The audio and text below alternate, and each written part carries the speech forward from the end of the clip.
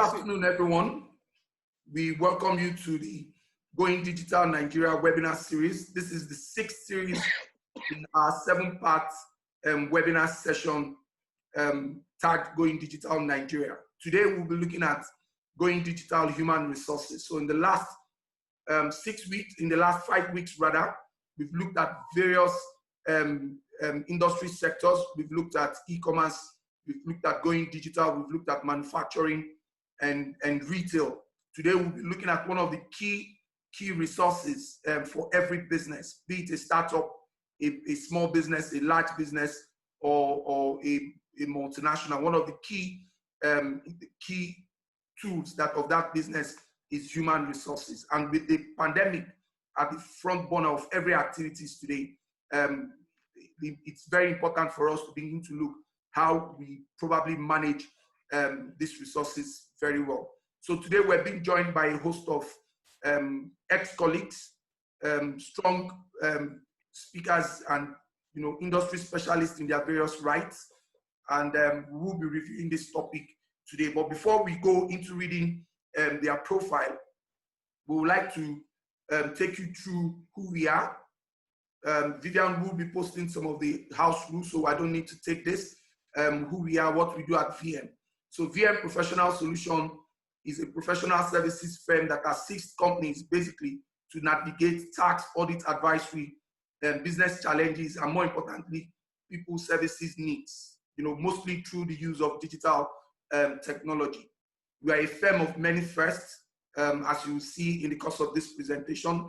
One or two or couple of our panelists will be sharing new insights of new things, of groundbreaking innovations they've done in their respective fields, and we're bringing this to the people or our attendees and the Nigerian population at large. We are the first professional services firm in Nigeria to be engaged by the FIRS and to write and publish tax technical materials in one of the national newspapers. We're the first to partner with the Catholic Archdiocese in Lagos to conduct the tax clinic session, where we enlighten and train, teach, and work with MSMEs within the network of the Catholic Archdiocese of Lagos to ensure that their business can succeed and do very well. We're also the first to produce the tax law app, which again we call the tax law book, which is available on iOS and Android store.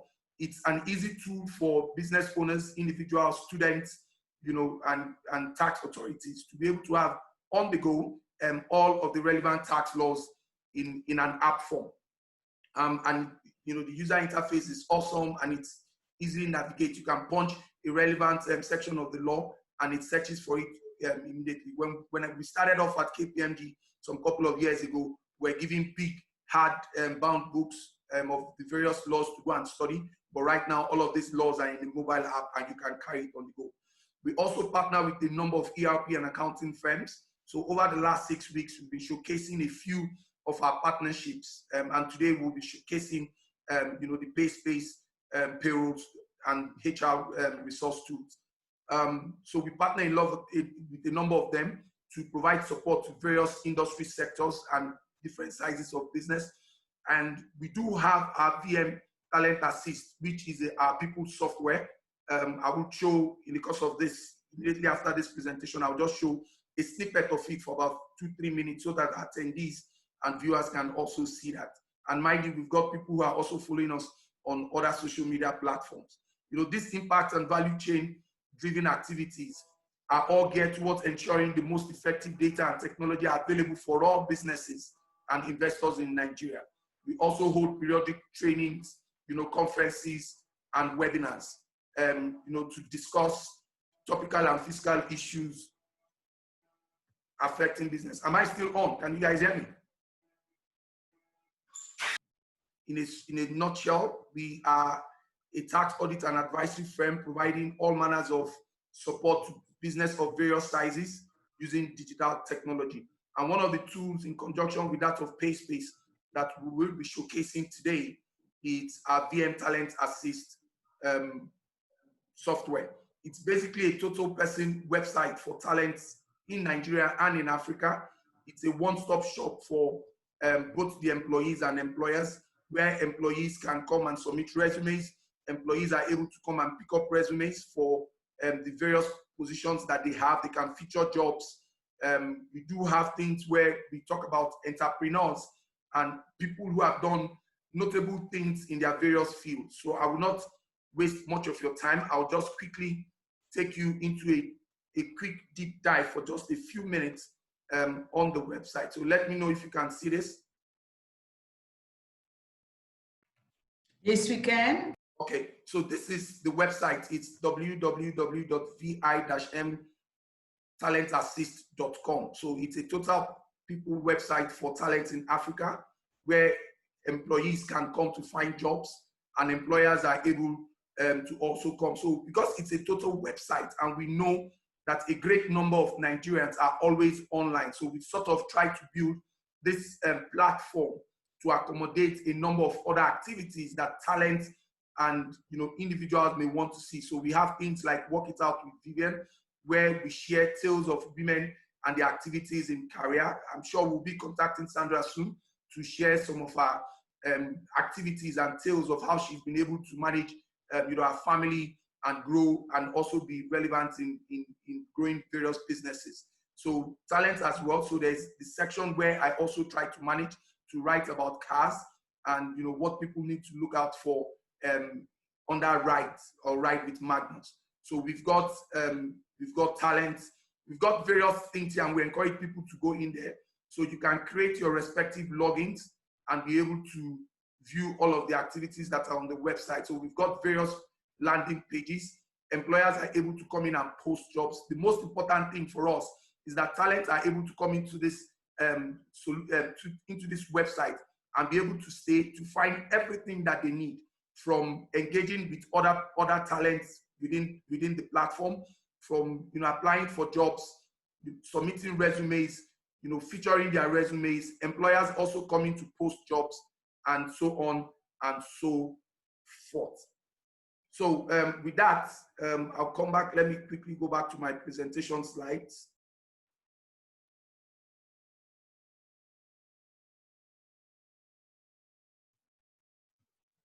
So that's about it. So today, we're being joined by these giant speakers from the various industries: PaySpace, Edo Jobs, Human Capital Partners, Dbrown, and obviously of NECA. Our first speaker today is Sandra Crous.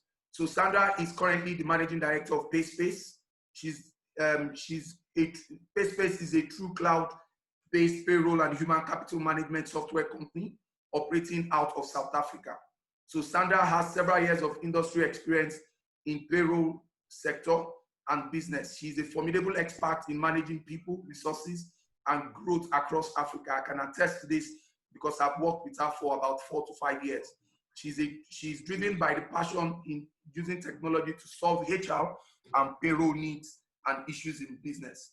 She has an impressive 27 years run with Sage Software in Nigeria, because she did start at the entry level and also left the business as the vice president for the mid-market, Africa and Middle East. And she worked in various departments, from sales to customer service and client engagement. In the course of her time at Sage, she is always in the front line, engaging with all her clients, conducting needs analysis, ensuring projects are completed, and what have you. She has interacted with a great number of businesses and individuals in the course of her career, and she is a great motivator. Today, Sandra will be sharing insights into employees' expectation and how best to position themselves in the new normal, what employers in South Africa are currently doing to manage employees that we in Nigeria can leverage from, what employees need to learn to remain relevant, insights into PaySpace solution, and how it is helping employers and employees, some key features, and the need for business to use this solution. Sandra, I'm sorry that I'm putting this responsibility upon you. I know it's been a while. You probably conducted the demo, but I know you're equally to the task. So we thank you for joining us, Sandra. And I want to start with a leading question in your field. And from your experience and from your interactions with all of your clients in the past, where do you think the payroll function should lie? Should it lie in payroll department, or should it lie in finance, or do you think it should be an admin function? So with that, you can kick off your presentation. Thank you, Sandra. Thank you very much, Magnus. Yes, it's a great privilege for me to be part of this webinar today. And I think it's such an important question that you've just asked. I've been in the payroll industry for more than like 30 years. And, you know, I've worked in the payroll industry where I've been part of finance. Then I've also worked in the payroll industry where I was part of the HR department. Then I've obviously worked as a supplier of software. And I used to always say that I think payroll needs to be a function that is almost department agnostic. And the reason why I feel so strongly about it is to really be able to, I almost want to say, stay very neutral and be able to you know, adhere to all those policies with regards to paying people correctly. You don't want to ever side with a specific department. So obviously you will report into finance when things like your general ledger are processed or sent to the finance software, and you work extremely close with HR to make sure that once an employee is recruited, their experience of getting that first payslip is world class. But really for me, I've always believed that payroll are managing your biggest expense in the business. And it should really be, as a department on its own, looking after the policies and the procedures of that business and making sure that it's almost agnostic of departments. It doesn't side with a single one. And yes, that's my 2 cents worth. So I think, Magnus, what I'm going to do is I'm going to share my screen, if you will allow me to do that. So go ahead.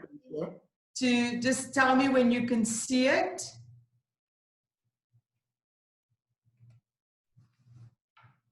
We can see your screen now, Sandra. Thank you.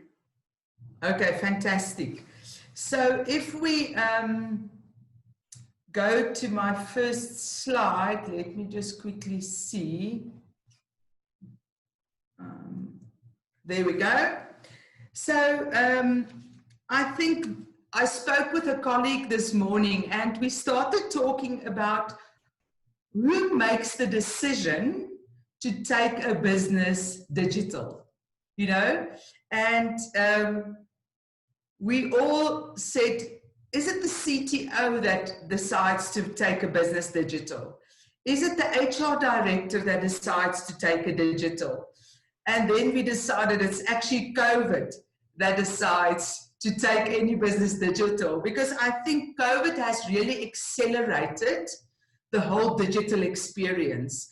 And all of a sudden, literally overnight, businesses were forced to re-look their software. I can still remember on a Sunday evening when the president announced we were going to go into lockdown.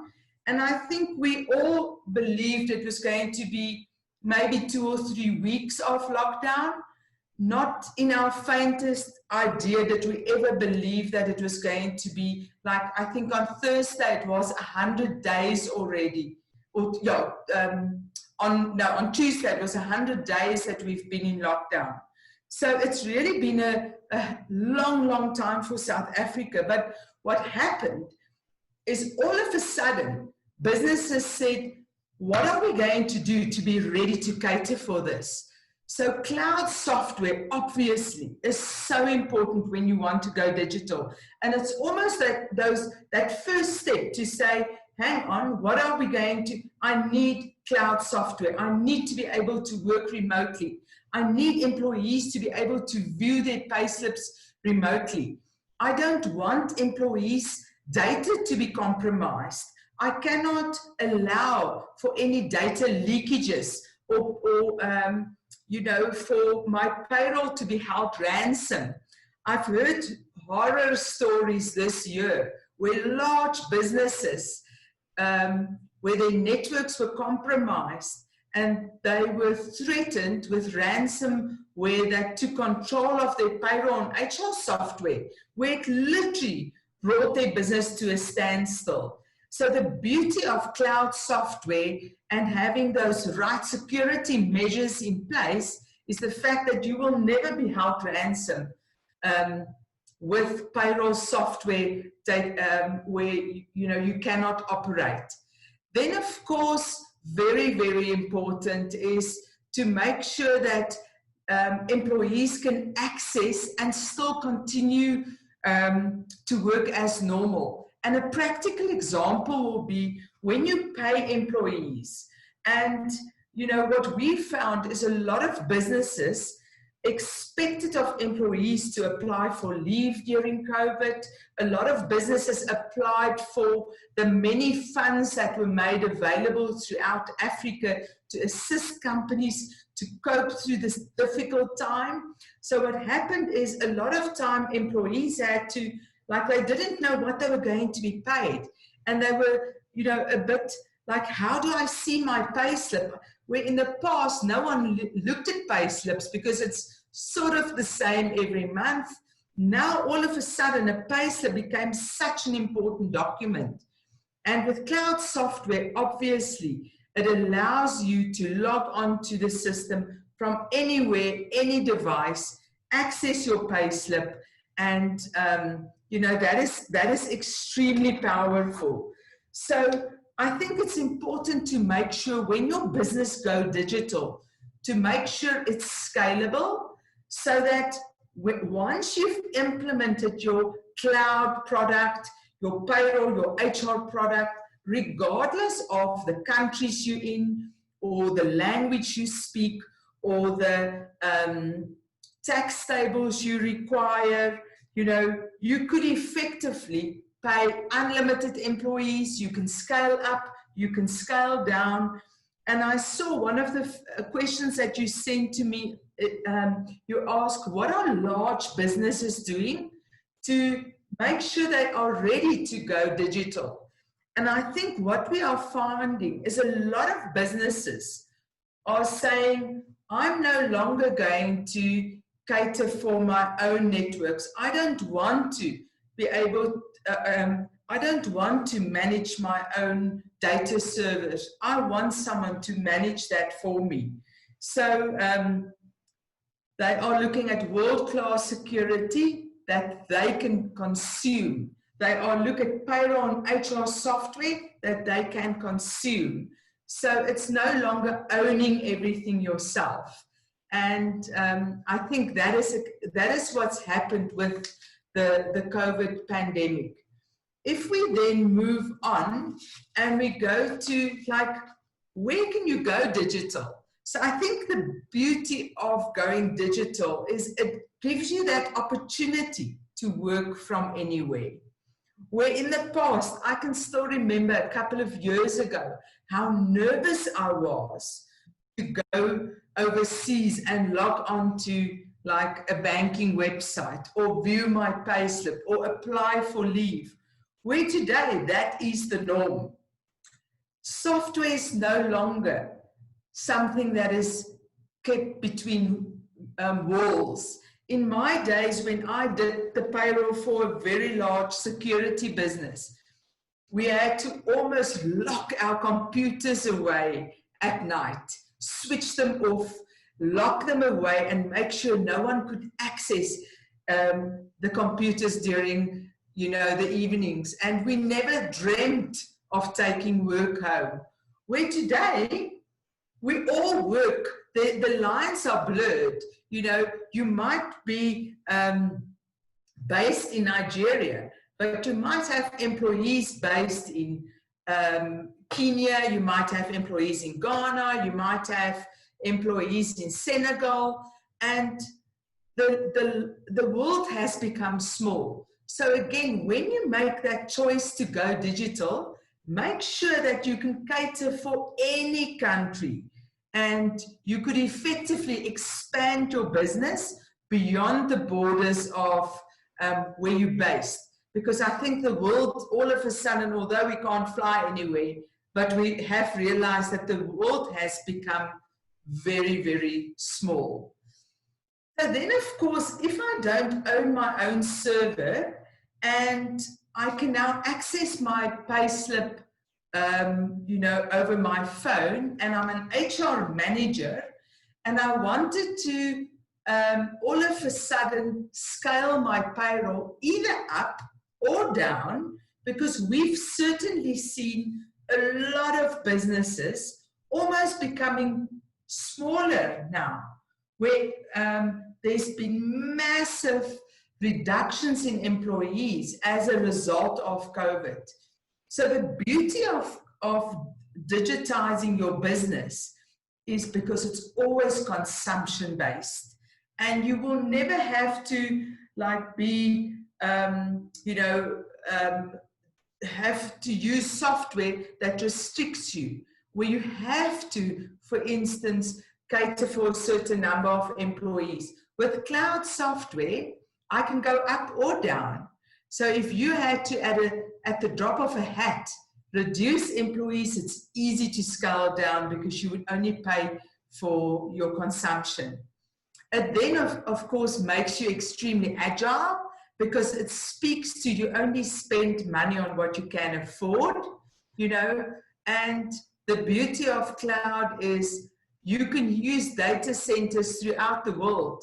On the 8th of August, all our data will be moving to Azure, and we know that some of the data centers is in South Africa, and other data centers could be in Ireland or in, you know, Western Africa. We actually don't know, but that is the beauty of, again, going digital. You effectively make your business lose from any risk of managing that yourself. Of course, the disaster recovery is probably one of the biggest reasons why people go digital and cloud specifically, to make sure that they cannot be held ransom. And then, of course, the unparalleled security that you get with cloud products these days. Then, you know, I already mentioned the fact that we are migrating to Azure on the 8th of August. And I think it's so important to recognize that you want to have software that you can use on demand. You know, you want to be able to say, I'm going to this month, because it's going well, I'm going to pay bonuses, I'm paying incentives, I'm going to have more than one payroll run, I'm going to pay my bonuses at a separate point in the month than my normal payroll. So if you make sure your data is secure, it's in an infrastructure where the hardware is always available, you can work 24/7. We've certainly seen that we're in the, like 5 years ago, or maybe 10 years, let's not say 5 years ago, but probably 10 years ago, when I did, when a person didn't pitch for work at 8 o'clock in the morning, you know, we had disciplinary procedures. It was like a verbal warning, and then if you perhaps in a couple of months' time again did not pitch at the office at 8 o'clock behind your desk, you were again maybe given a verbal warning or even a disciplinary. Where these days, what I'm finding is my colleagues might be a teacher from 12 to 1, you know, during the day, or they might be trying to get a small child to sleep. But I know that tonight they're going to put in the extra hours. So I think, you know, going digital changes a business completely from to the new normal. And we are realizing that there's such a you know, speed at what things are happening has just increased significantly. So if we then say, how can cloud and how can software, how can going digital make my business more efficient? How can it assist my payroll and my HR office to be much more agile? And how can I look at the heads in my HR department and see if I can maybe reduce the heads or even use those employees in my HR department to maybe improve, you know, the actual employees' experience in the company. Maybe it's not about reducing the headcount, it's maybe about using people better. So of course, with cloud technology, you'll have a single sign-on. You know, software integrates to the likes of a Microsoft Teams, so that once you've signed in the morning, you work on a single platform. You can see how employees are actually engaging. And if you had to ask me, how do I as an employee make 100% sure that I stay relevant? How do I make sure that my manager knows I'm putting in the hours? How do I make sure I'm actually still a scarce resource in my business? I think it's commitment. It's being extremely transparent. In other words, to let your manager know that I am going to be out of the office from 12 to 1 to put my child to bed. You know, I know it's a difficult time. And I think as managers, we need to lead with our hearts and not our heads during these difficult times that we are all finding ourselves in. So, of course, what we've done as at the back end is we want to make the product as easy as possible to support you as the HR manager. So we are building a lot of technology to make sure that when your employee has forgotten their password and they are approaching a PaySpace from their phones, it's easy for them to reset their password. So we are building bot technology into our website so that when someone has lost their password, it's easy to get that password back. It's not a difficult experience, and you know, your employee will feel that I'm there and I'm helping. You know, it's the turnaround is quickly. So I'm going to ask Philip to take us into PaySpace, and I wanted to show you how the technology stack has been able to really, during this COVID-19 pandemic, make it easy for employees to still work from home, access their records, apply for leave. And one of the applications we've actually developed that I specifically wanted him to show is one where as you enter the office, we have to immediately take our own temperature, we have to disinfect, and we have to then ask 4 different questions to make sure that we don't have any of the COVID symptoms. So we've built all of that into the employee self-service application. And I wanted Philip to just show you that. So Philip, over to you. Perfect. So Magnus, just a sound check from my side. Are you able to hear me loud and clear? Loud and clear, man. Okay, perfect. So what I'm going to do, I'm just going to close these screens quickly. So logging into PaySpace. How do I log into the product? So PaySpace is what we refer to as URL agnostic. So whether you prefer Chrome, whether you prefer Internet Explorer, Mozilla, or even Firefox, you would be able to log into the product. Personally, I prefer Chrome. So what I'm going to do is I'm going to navigate to the PaySpace website. Once you've navigated to the PaySpace website, top right, you'll have an option to log into the application. Now, please keep in mind, when you log in as an administrator or whether you're logging in as a ESS user, you will log into the application in exactly the same way. What I'm going to do now is I'm going to log into the product as Mr. Jonathan Sky. Now, in this specific scenario, Jonathan is a super user, so he will have access to the full host of capabilities within the product. As soon as you enter your email address, you select next. Now, the great thing about PaySpace is, as soon as you go and enter your username, the product immediately recognizes your domain name. So what could happen, if it recognizes your domain name, the screen you see in the background now can be personalized, and it can also play a role towards your corporate identity within your organization. Now, immediately on this note, the system is going to prompt me to enter a password.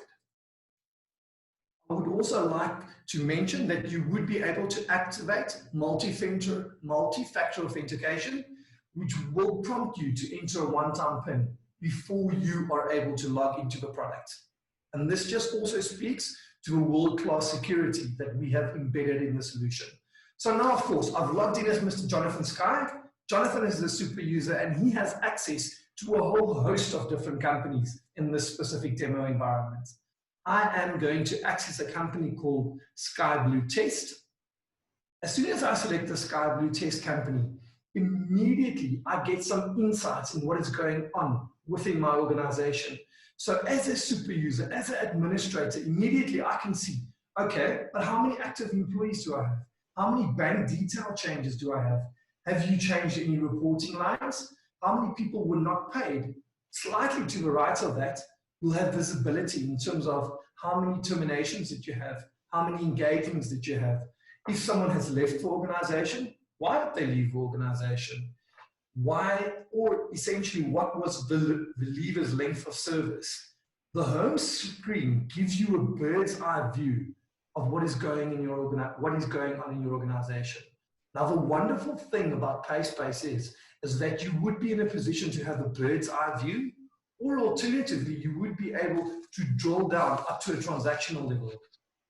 Now, what I'm going to do now is I'm going to show you how easy it is to actually navigate from the system administrator look and feel, which we are on at the moment, to the employee self-service look and feel in a moment. That being said, take a look at all of the options that you've got available top left. You've got the option to go and search for employees. So immediately, if I go and type in Sky, the system is going to return any employee with either the word Sky in his first name, his last name, or his employee code. Now, this is what we refer to as an elastic search. You've got all of the different capabilities available on and offboarding of individual, where we've embedded onboarding notifications, termination notifications, bulk action, bulk notifications to all of your employees if you want to inform them of a specific scenario in your business, all of the multiple reports that you've got available. So the system is extremely user-friendly. Now, this might seem very, very extreme, but think about it when you download a mobile app. How many of our audience actually goes and reads the instructions? Now, please don't get me wrong. I'm definitely not comparing your payroll and HR solution to a mobile app. What I am saying, however, is that the system has been written or developed with that exam principle. It's very intuitive.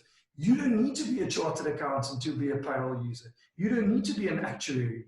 We haven't reinvented the wheel, but what we have done, Magnus, we've made it much, much easier to do your payroll. We've made it much, much more intuitive. So what I'm going to do is I'm going to navigate to employee self-service. So right at the top, you can see Mr. Jonathan's little photo, and I'm going to seamlessly switch from an administrator look and feel to an employee self-service look and feel. And this is the beauty of a product. The capability to seamlessly switch between these two functions. Now, immediately you've seen some of the look and feel changes quite significantly, and you've got a lot of features, or what we refer to as widgets, available on this specific product, ranging from your inbox widgets, your pay slips, your leave, even going as far as your team's performance, your claims widget, as well as your documents and links tab. Documents and links, very, very useful. Think about everything that you typically go and list in your intranet. You can now go and list all of these documents under your documents and links tab. But I think the biggest item that I want to show you today, especially in or amidst the crazy world that we are in at the moment. And I can only assume that the Nigerian government has also put multiple rules and regulations in place in order for businesses to open up. And I think Magnus touched on this a little bit earlier on. What I want to show you now is how easy it would be for Mr. Jonathan Sky to log onto employee self-service from any device, whether it's his cell phone or his desktop, navigate to his basic information, go and select custom forms, and then we've got a COVID screening form available. So now what typically happens? Someone walks into a business, now they need to go and complete a form, and they need to touch exactly the same pen that 100 other employees have also touched.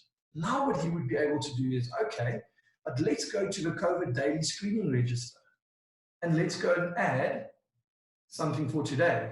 So I can see, wonderful, the effective date is the 8th of July, and this specific form is completely configurable. So you can go and configure it as per your company's requirements, or alternatively as per the legal requirements. So I can go and identify, do I have muscle ache?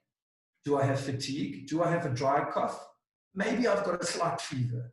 Now I can go and say, wonderful, I've got a slight fever of 37 degrees. And you go and save.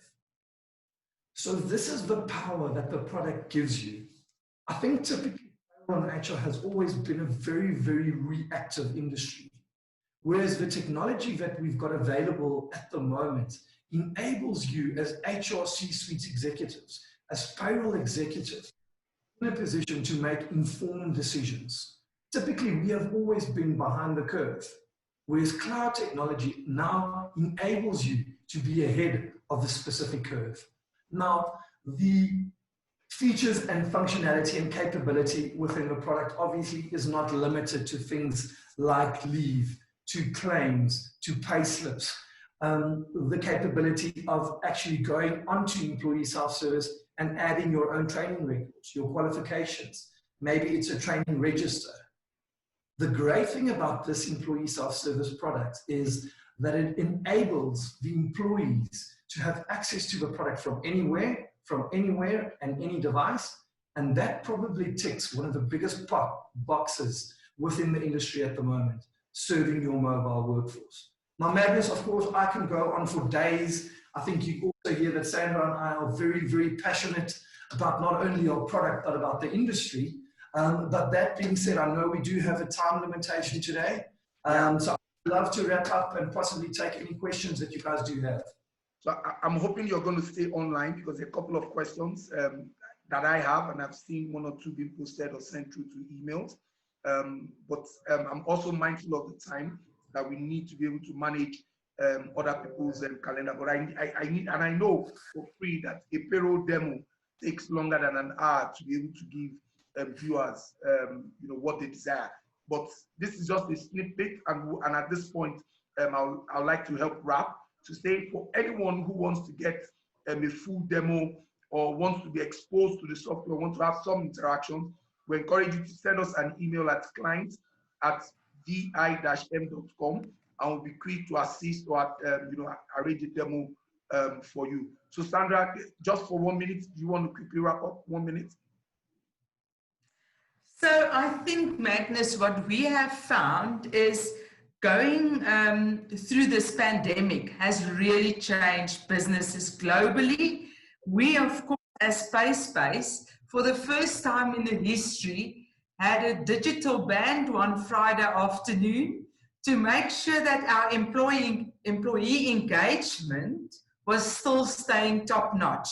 Because I think, face it, it is difficult when you go into a lockdown and you are actually, you don't have contact with colleagues, you can't talk a bit. And what I found is I almost started working much longer hours, where normally at the office, you would still go and maybe have a cup of coffee and talk to a colleague for 1 or 2 minutes about, their weekend or whatever the case might be. Where now with the digital meetings, you just jump into the content straight away and you book back-to-back meetings. So it's extremely important for us as the HR community and payroll community to actually make sure employees are taken care of in this difficult time, regardless of the, let's call it, technology stack, and to make sure the softer issues are also addressed. I think that's a very good way to put it up and to wrap it up. Thank you so much, Sandra. And I know you're going to stay because you did block out the entire time for this webinar. And I think from a VM perspective, that's what we're actually doing, because we've looked at various other different aspects of business, and we did consider that human resources is also a very important aspect of every business, which is why we're having the Going Digital Human Resources session today. Thank you, Sandra, for that wonderful time. And I'll quickly share my screen.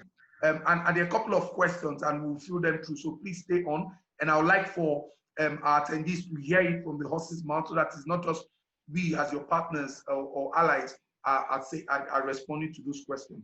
So I'll just quickly share my screen so that I can bring in the next speaker today. Uki, are you there? Okay, while we're waiting for her to turn on her mic and join us, I'll just quickly read up, for want of time, read up her profile. Sorry, this is showing innocent. Okay, so Ukinebo Dare oversees the Edo Jobs Initiative and the Edo State Skills Development Agency. She's currently the managing director of Edo Skills Development Agency, which is in fulfillment of His Excellency, Mr. Godwin Obaseki, the executive governor of Edo State, to create 200 jobs in 4 years. Mrs. Dare and her team implement projects to create the need for and supply of skilled talents in Edo State. She oversees Edo Innovates, Edo Food and Agriculture Cluster, Edo Production Centers, and other job placement programs that she and her team are working on. She tackles unemployment and helps create jobs in Edo State. She was formerly the SSA to the governor on skills development and job creation, and now she's the MD of Edo Jobs. Ukinebo won the Ford Foundation Prize for Youth Employment. She's credited for the execution of employability intervention projects in partnership with organizations such as Oxfam International, SOS Kinderdoppen, Google Nigeria, Microsoft Nigeria, Butterfly Works Netherlands, and so on, amongst other notable accolades. She's a MyPad honoree 40 under 40. At this webinar, basically, she will be sharing her views on the importance of technology in job creation in an ailing economy, what role government must play, and how and what individuals must do to position themselves, more like finishing school, for the few jobs that are available in the country. Uki, if you're there, please, let's hear you. Hello. Awesome. Yes. Thank you, Uki, for joining us today. Thank you very much for having me. It's a pleasure to be here. Okay, all right. So I'm yielding the floor back to you, so you can take it on now. Thank you. So greetings to everyone, and thank you for the detailed introduction. Yes, so technology has definitely always played a big role, but everybody agrees that now it's more important than ever. When it comes to, I'll just give you a little brief about how we use technology, how we're using it pre-COVID, and what we do now, using technology, how that has made an impact. So first of all, Edo Jobs is a state government initiative, and our focus really is to create jobs in various sectors. We have 5 key sectors that we focus on. That's ICT, manufacturing, construction, agriculture, and the creative industry. So in these sectors and others, but these are like our major ones. In these sectors and others, what we do is to provide the highly skilled talent and then attract the demand for that talent. So to make it very practical, we work on demand-driven programs. So where we know that there's a high demand for skill, we upskill individuals in the state, and then we connect them to jobs, that the employers are asking for, especially because the state government has a huge drive towards investment promotion, attracting new businesses into the state. We work to ensure that when those new businesses come in, they can get the talent that they require. So over the years, we've implemented projects specifically in technology. We have an innovation hub where we have young people doing different things. So our innovation hub has a capacity of over 1,000 people. We have co-working spaces. We have ICT programs. We're teaching people artificial intelligence and data science. We have our business incubation programs, entrepreneurship programs. But something interesting happened when COVID-19 came around. We found out that while we have these programs for IT, for young people trying to get into technology and make money from there, we also have programs for people in rural communities. So like farmers, where we connect them to business and we connect them to jobs, and we help them to improve their agricultural practices, help them get demand for their products. We do the same thing like in the other sectors. But when COVID came and there were issues of course, everybody knows what happened. After a month, we did a survey to see the impact that it has had on businesses across our different sectors, different networks. And we found just a very slim group of people who reported that they were having an increased income during the time of the lockdown. Increased or similar. Every other person had other sectors had like 50% drop in income. Some people went totally down to zero. And this small group of people were those who were linked up to our innovation hub. So there were two sets of them. There were the freelance workers, the gig workers, our data scientists, our graphics designers. All those guys were earning more or similar amounts of income. But the farmers, most of the farmers had a peak. So they had an increase in income, and then it went down because, of course, where everybody was stocking up on food and all those things. But then after that, they started having issues because the money that most of these businesses made when there was a peak in demand was spent taking care of their families, and they now cannot go back to work because the money is gone. So we started looking at, okay, these guys who are making more money during this period, how can we take their skill set and apply it to some other sectors so that they can be part of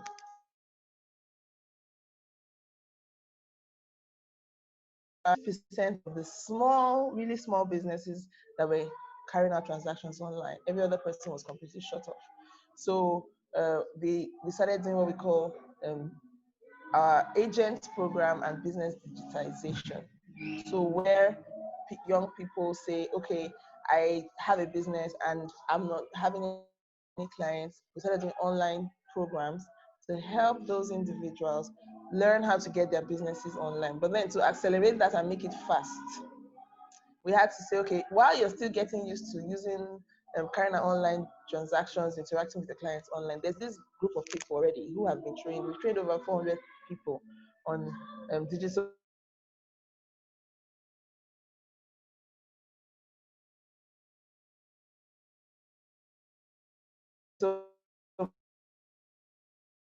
marketing and all those things, agents, so that they can solve something else called job matching.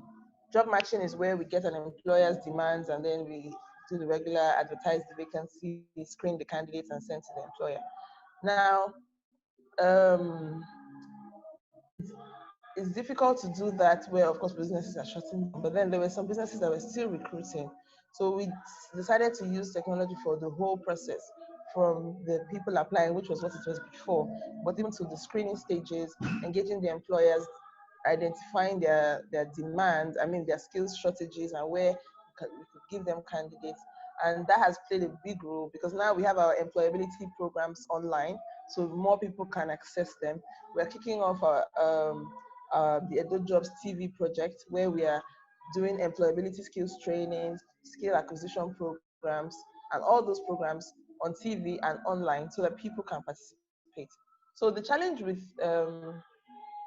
doing everything on the internet is, of course, people who don't have enough data, who cannot consume all the information that we're giving out. So we opened the Innovation Hub after a while. We have like a partial opening so that people can come in, because here they get free internet and then they can still take the online courses, but they can take them now at their own pace and on their own time. So all in all, we are just creating that chain that helps us to continue connecting people to jobs, continue helping entrepreneurs to run their businesses, even though, you know, there are a lot of restrictions. So, yeah. Okay, thank you so much, Yuki. I mean, so beyond Edo State, is there any other state in Nigeria that has something similar happening? Okay, in terms of the skills development agency, which we are popularly called Edu Jobs, I know that Lagos State has the Lagos State Employment Trust Fund. Based on our last set of conversations, they're about to also kick off online training programs to help young people to get trained and all of those things. So I believe that they should be doing that soon. I don't know of any other state government that is, other than Lagos, that is already doing that as well. So what can but I'm sure many states must be also trying to make that transition as well, because I mean, otherwise we would have to shut down. Hello? Hello, I'm with you. I can hear you. Hello? Yeah, I can hear you. No, we're here. I think Magnus is trying to screen. Yeah. Okay. Yeah, I can hear you. Go ahead. Okay. And you know, it's apart from that, there's also the need, you know, like I've said a lot of times that as government agencies that are battling unemployment, we have to become more than just the people out there training them and connecting them to jobs. Now we have to become marketers, because business is becoming tougher and tougher to get for the small businesses. So we have to tap into the existing markets on that behalf. I know, for example, from some of our beneficiaries who are doing different skills, like those who are into fashion, we have to have sessions teaching them how to make face masks, teaching them how to make face shields locally, so they can also have some, I mean, there are no more parties or whatever, but at least those skills are useful in another way. We try to connect our small businesses to large clients to buy things like sanitizers and things that are made locally. So this is just a way to keep business going for small businesses. But in a larger context, something like a group of people, teachers are facing a big challenge right now, especially teachers in small private schools, because the schools are closed and they can't afford to pay salaries at this time. So we started working. We will soon be launching a hackathon where because right now we've identified the problem. Parents are with the kids at home. The kids are doing online school, and if you're not pulling your hair out, you probably have older kids, right? So, and then your lesson teacher for the kids can no longer come home because you don't want them to bring the virus in. So we're trying to leverage on technology to create platforms where teachers who are out of work and provide virtual, and then that way they income coming in.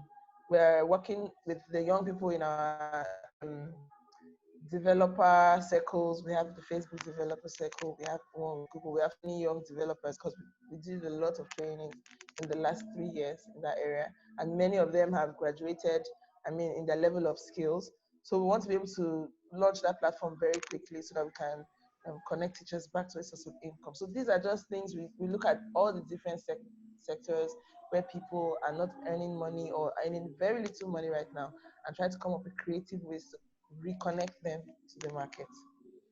Okay, thank you so much, Yuki, and I'm hoping you will still be able to find time to stay so that all the questions that are pulling through, we can take them at the end, because I also want to quickly take all the other presentations. But it seems to be a lot of work, seems to be a lot of research, a lot of, you know, like you put it, marketing, trying to convince people, you know, let them understand what you're doing, and lots of initiative. I just wish that some of those other states, especially from the state where I'm from, Abia State, can pick up things like this and begin to look at it, because like you rightly pointed out, you know, private school owners are struggling at the moment because they can't, even the children are not going to school, so parents ain't paying school fees, so they don't have income to be able to pay salaries. But thank you so much, Ukinebo, for your time.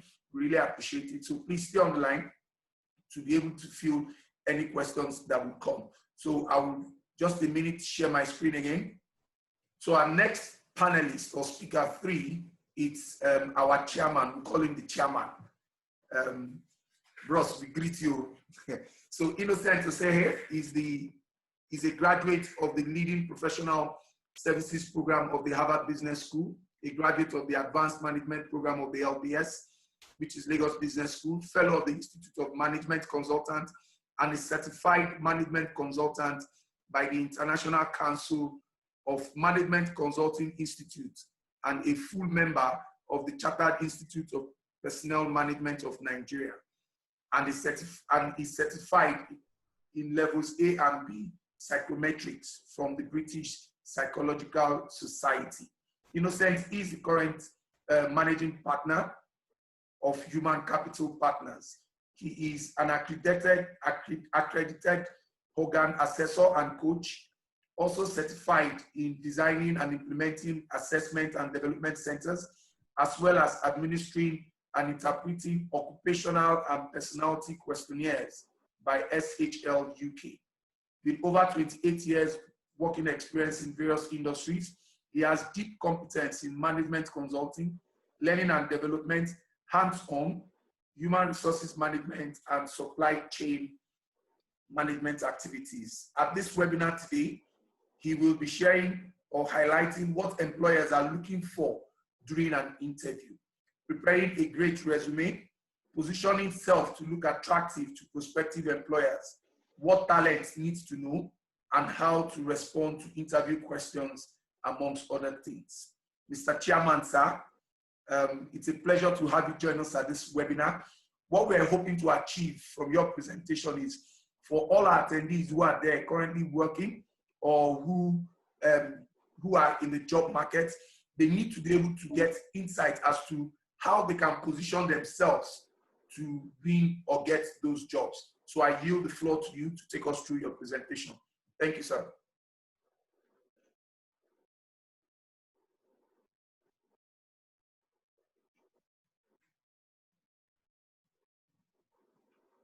Go ahead, Innocent. Can you hear me?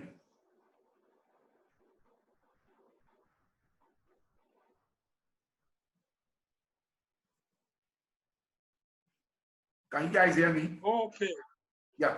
So good afternoon, ladies and gentlemen. Thank you very much for the introduction, Magnus. And you've asked me to speak to four things. One, what are employers looking for? How to prepare great resumes, how to position self to look attractive, and number four, how to respond to interview questions. Well, to make the session very easy, I have a small presentation so that it's faster, and I can just quickly speak to issues point by point, so that we can cover as much as possible within this short period. So if you mind, let me just quickly share my slide. And Magnus in the new normal, and I would cover avenues for identifying opportunities, how it has become so digitized now that we need to give a lot of attention to it, what employers are looking for, preparing a great resume, positioning yourself to look attractive, what to expect, preparing for interviews, and what to know and how to respond to crucial interview questions. Ladies and gentlemen, it has been traditional avenues for getting jobs. But right now, when nobody even wants to meet you, it simply means that to be able to get new jobs, you need to grow digitally.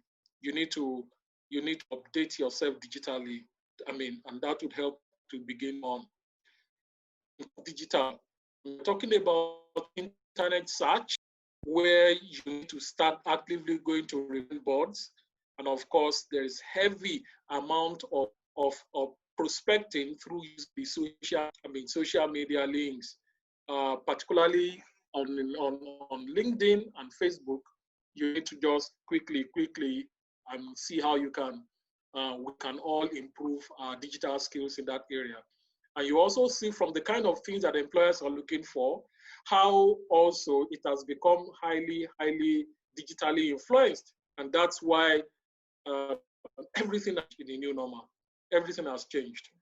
Now, areas of focus, what employers are looking for.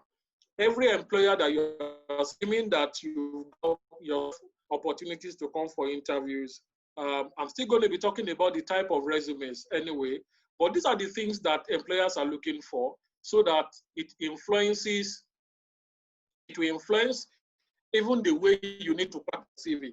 The first thing employer is looking for is your functional competence, functional knowledge and skills, specific knowledge and skills required in your functional area that you are coming to occupy.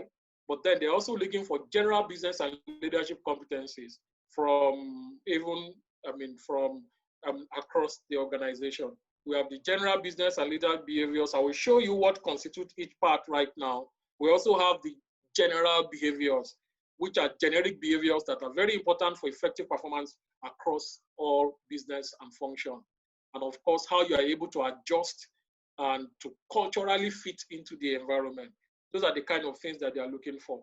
And they are part of loads of other personal attributes that every employer is looking for. And we'll get to that very, very shortly. A lot of employers at the point of entry are also looking for probabilities, flashes of, to see if a candidate can fit in and develop into more senior positions within the organization over time. So at the point of entry, they are also trying to determine potentials at the point of entry for headroom. And they are looking for your personal motivation. They want to see how high your motivation is. And they also want to see how achievement-oriented you are, your interest and and reasonable expectations about the job duties that the individual is coming to do. What are the reasonable expectations? And they also want to see time availability. When it comes around the competencies, like I said, technical knowledge and experience in the functional area, that's the first area they're interested in. But beyond this, ladies and gentlemen, they are interested in the general business and leadership competencies. Here you are talking about knowledge of, depending on the degree of what employers are looking for is a function of where you are, what level you are coming in, joining the organization. If you are coming at the senior level, ladies and gentlemen, some of the things that they would want to check is your macroeconomic knowledge, industry, knowledge of the industry that you are coming into. You are coming to telecommunications, they want to check your knowledge of telecommunications industry. Then, they also want to check for you to understand what awareness of the organizations that you want to come and work for. What's their vision? What's their goal? What is their overarching strategy? Even if you don't know that, if it's an internal document, what are their products? What are their services? What are their basic processes? You need to know about them. And through the internet, you can get all this information. The fourth thing is that they want to also check your thinking, they want to check your IQ, your intelligence quotient, and they want to also test for the way you think. How do you think? They are checking for strategic thinking skills. They are checking for critical, creativity, innovative, and your logical thinking ability. They are looking for data literacy and data analytics, which will also begin to guide problem solving and decision making. Nobody wants a liability anymore. Nobody. They want people who are problem solvers. In this new normal, ladies and gentlemen, when things are happening per second, every organization needs problem solvers. So the more problem solving abilities you have, the easier it becomes for you to be able to get jobs. They also want to check for your basic commercial acumen and orientation in terms of customer centricity, entrepreneurial thinking, ability to think like an entrepreneur. And of course, they want to check your business savviness. Those are key things that they are looking for. They also want to check for at certain level, they'll be looking at financial acumen so that your decisions we take either impacts finance. They want to see how your understanding of the decisions you'll be taking when you're in the system will be impacting on the bottom line, and of course the above the line issues, which is finance. Then they're also interested in leadership, supervisory, managerial competence. If you are coming in for a managerial role, and if you're not coming for a managerial role, they want to see whether the potentials of you being developed into a leader, into leadership. change are happening right now. Most of the things that employers are looking for too, they are people who are able to inspire, who are able to lead, who are able to support, and who are able to sustain change. Because we are in a crisis period right now. So change are going to be happening, and they also want to see those that are capable of responding to change, that would not be frustrating change in that environment, are also able to move the organization forward. So they're also looking for people that will show accountability and able to drive execution. Not talk, but people who are able to drive it. So people who are able to manage their personal productivity and performance, even in the lockdown situation for themselves and for team members, if you happen to be somebody who will be going in for at a higher level. And of course, adaptability and ability to learn very quickly. Those are some of the general business and leadership competencies that are critical going forward that you must begin to prepare for. In the terms of general behavioral competencies, they're looking for team working, collaboration skills, and emotional intelligence. Yeah, these are some things, key skills they are looking for. Emotional intelligence, very, very key. Interpersonal skills, being able to influence people. Negotiation skills are very important. Self-organization and time management are very important. Professionalism in terms of integrity and ethics, the quality of your work, your social competence skills. Those are all the things that employers are looking for. And in terms of other attributes, they're also looking for your digital skills in terms of digital marketing, digital sales and selling, e-commerce competencies. Those are some of the things that will begin to give you an edge even when you go for interviews now. And of course, technological savviness is also one of the skills people are looking for. How to use, ability to use technology to enhance your personal productivity. There are key things: word processing, spreadsheets, presentations, project management, personal productivity enhancement tools such as the Microsoft Outlook, email, be able to manage your own time. These are some of the things they're looking for. And other personal attributes also key right now are compelling and impactful communications in terms of your written communication, in terms of your oral communication, in terms of being able to make an effective presentation. Yeah, being able to make persuasive presentation. Right now, everybody, you need to talk to people, you need to be able to persuade them. And of course, how to use technology for making presentations. Yeah, I got messages this morning just today, the specific things that we're supposed to be speaking to, and you can see what I quickly came up with right now. Yeah, just quickly came up with this. Personal motivation, how personally motivated you can be, because if you are not personally motivated, you will kill the motivation of the team that you are coming to join. So employers are looking at that with an eagle eye. Will this person be able to motivate the team that is coming to join, or will this person destroy the team that is coming to join? And of course, personal outlook. In fact, even before you begin to speak to people, visual impact, before you begin to speak a word, your outlook is speaking about you. Your outlook, your personal grooming, your dress sense, your personal courage, your gravitas, your presence, they already begin to speak about you. Your personal energy, your passion, your drive, they are the things that are speaking to you, to your personal outlook. Nobody wants a weak individual around this team that will keep pouring water even on the motivation of people. These are key issues that are critical going forward that the world is looking at for now when you are looking at people. Now, how do we prepare our materials? Now, there are 3 types of resumes. We have the functional resume, we have the achievement-oriented resume, we have the hybrid style.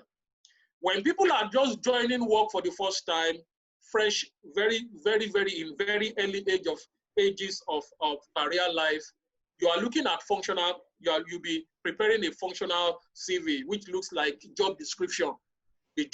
My job description it looks more like a job description.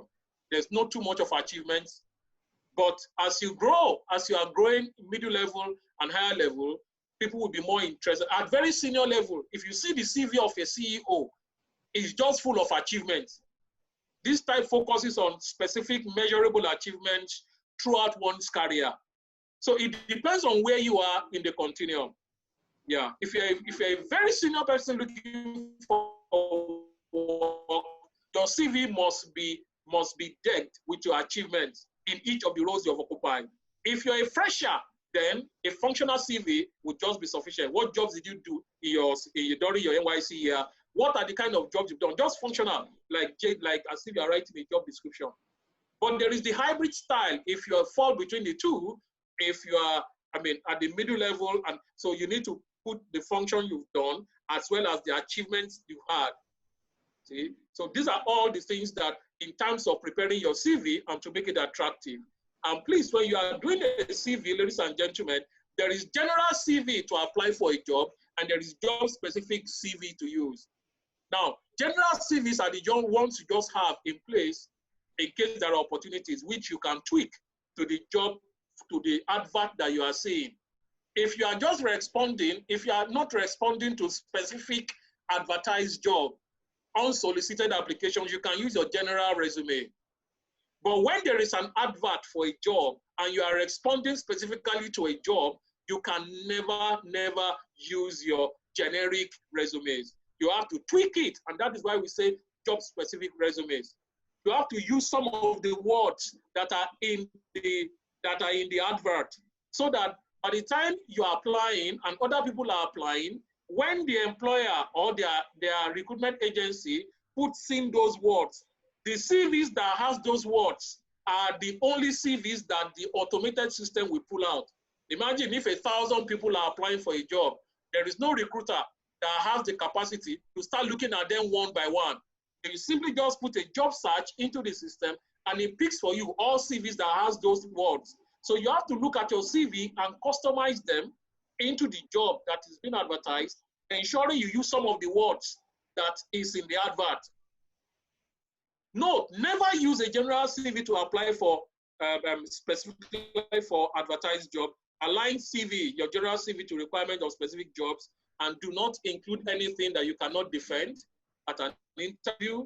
And we always also say that please familiarize yourself very well with your CV before you start appearing before an interview. Sometimes we are shocked when people come and they cannot defend the CV that they are carrying. Very, very, very disturbing for us. Now, responding, you need to also have, if you are responding to an advert, you need to do a cover letter. Your cover letter can be on the body of an email, and you just attach your CV to it. Don't put your CV on the mail, on a mail. Put it as an attachment to the mail, But the body of the mail can have a cover letter, which should have good introduction, qualifications, experience, just high-level summary, specific skills and attributes, and then you close on a good note. Those are the, just one page, just one page. Don't go beyond the page. The rest will be seen in your CV. Yeah, and of course, if you are then preparing for an interview, know about the company, even the little things about the company, know what the interview is all about. Sometimes people come for interview and they tell you that they don't even know the role they are being interviewed for. Big mistake. You need to know the venue, you need to know the time, you need to know the name of the interviewer if possible, and research possible questions and rehearse how to answer them. I will show you the things to prepare for when you are answering questions. Select appropriate clothing that is appropriate for the kind of job you are going for. If you are going for an engineering job, you may not need to put on a suit. Just your jeans, just dress according to the profession, what the profession allows. You are going for a sales and marketing job, dress like a sales and marketing person.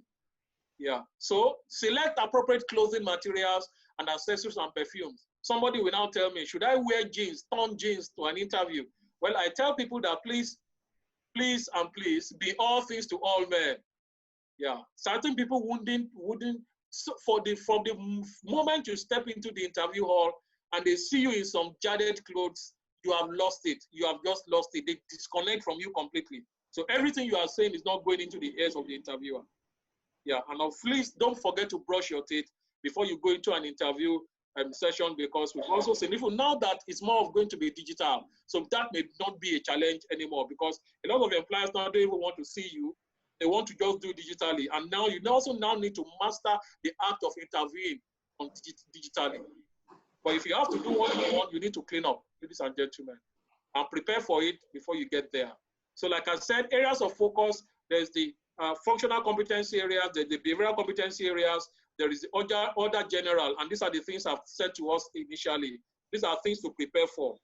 And ladies and gentlemen, how do you then answer interview questions? Now, the best way to answer interview questions is to use formula. Explain what tasks did you need to out, what action, what really involved, and what was the result that you achieved. Because nobody's interested in what others doing. They want to be interested in your role in the job that you have done. When you are saying we, after you've said we did this, then this was my role in what we did. Because people are more interested right now in the results. So what was the situation in which you found yourself? What was the specific task which you had to achieve? What was the objective? What was your role? In terms of action, what action did you take? What did you do? What did you say? Why did you say it? What difficulties did you encounter? And how did you resolve the problem? And the last one is that, who else was involved? How did you motivate other people involved? What was the outcome?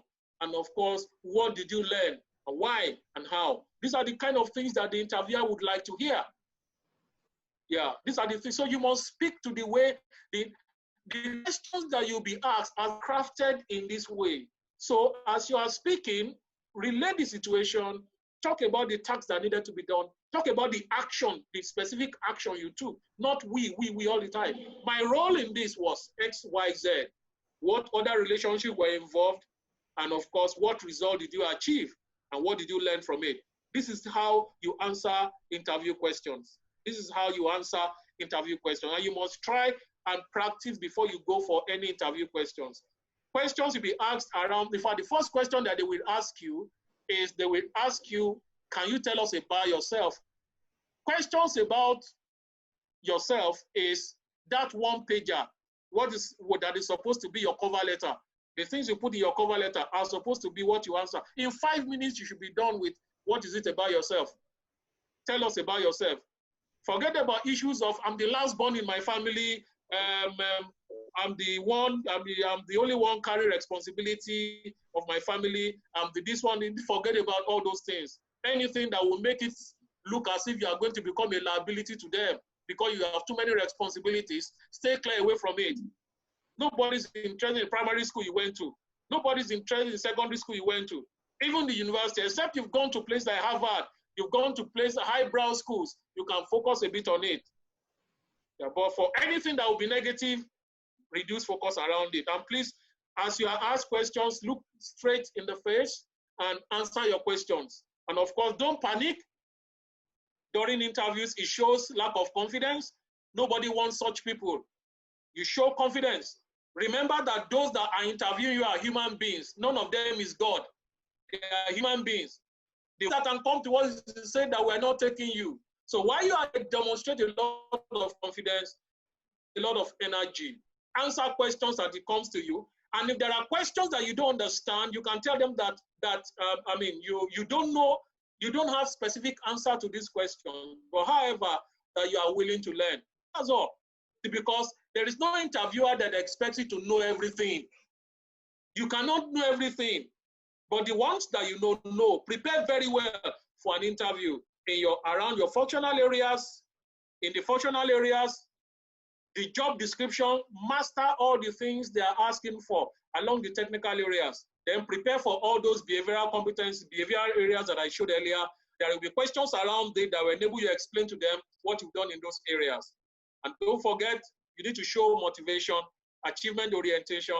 You need to show that you are interested in the job. We've had interviews before that people told the interviewers that I wasn't really interested. It was the recruiter that encouraged me to apply for a job, that I wasn't really interested. What a talk. You may think you are just being modest or you are trying to form.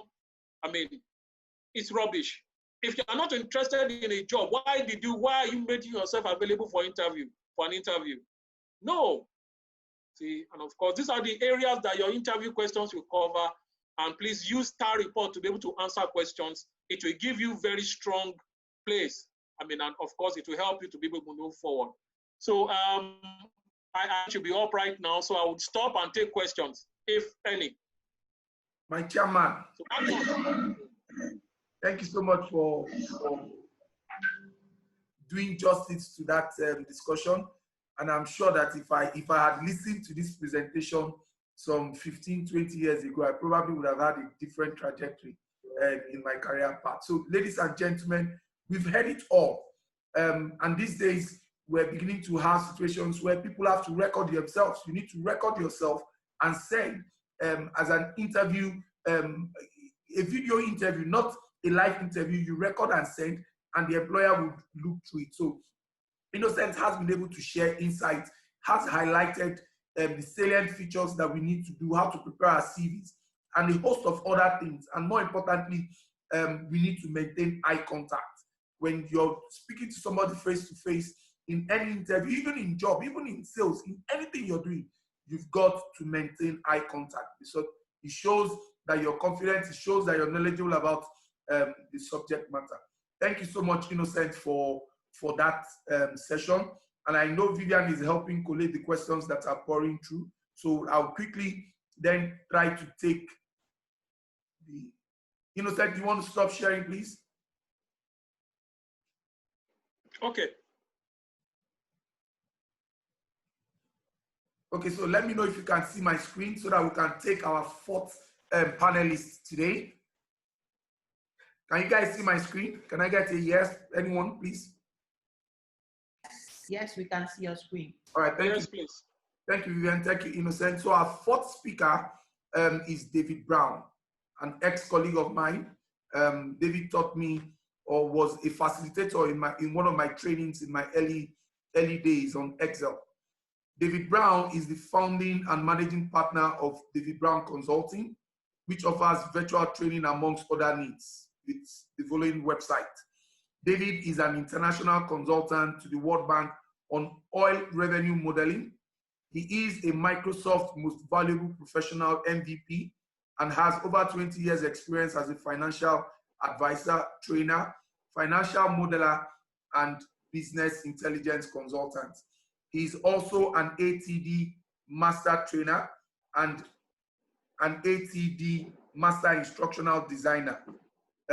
He speaks at various international events and expositions, host of many or multiple free educational sites, monthly webinars, events on analytics, data, and finance. David is a chartered accountant and member of several professional bodies, including ICANN, CITN, CFA Institute, CFA UK, and CFA Nigerian societies. At today's webinar, he will be talking about the benefits and challenges of working from home from a unique survey of 3,600 Nigerians, and how and why employees and employers should maximize this new normal amidst the pandemic. Thank you, David, for joining us today. Are you there, Dave? Thank you for having me. I don't know if you can hear me clearly. I can hear you clearly, so go ahead, Dave. Yeah, very clear. All right, thanks, Magnus, and thanks, Innocent. Thanks, everyone, for being here. I think the first thing, before you speak, the first thing for me is, because when we were preparing your profile, we saw the ATD. Do you want to shed more light as to what ATD entails so that our viewers and a number of people can relate to it? So ATD is Association for Talent Development. So it's the biggest talent development body in the world. So what they do, they used to be called ASTD, which is American Society for Talent and Development.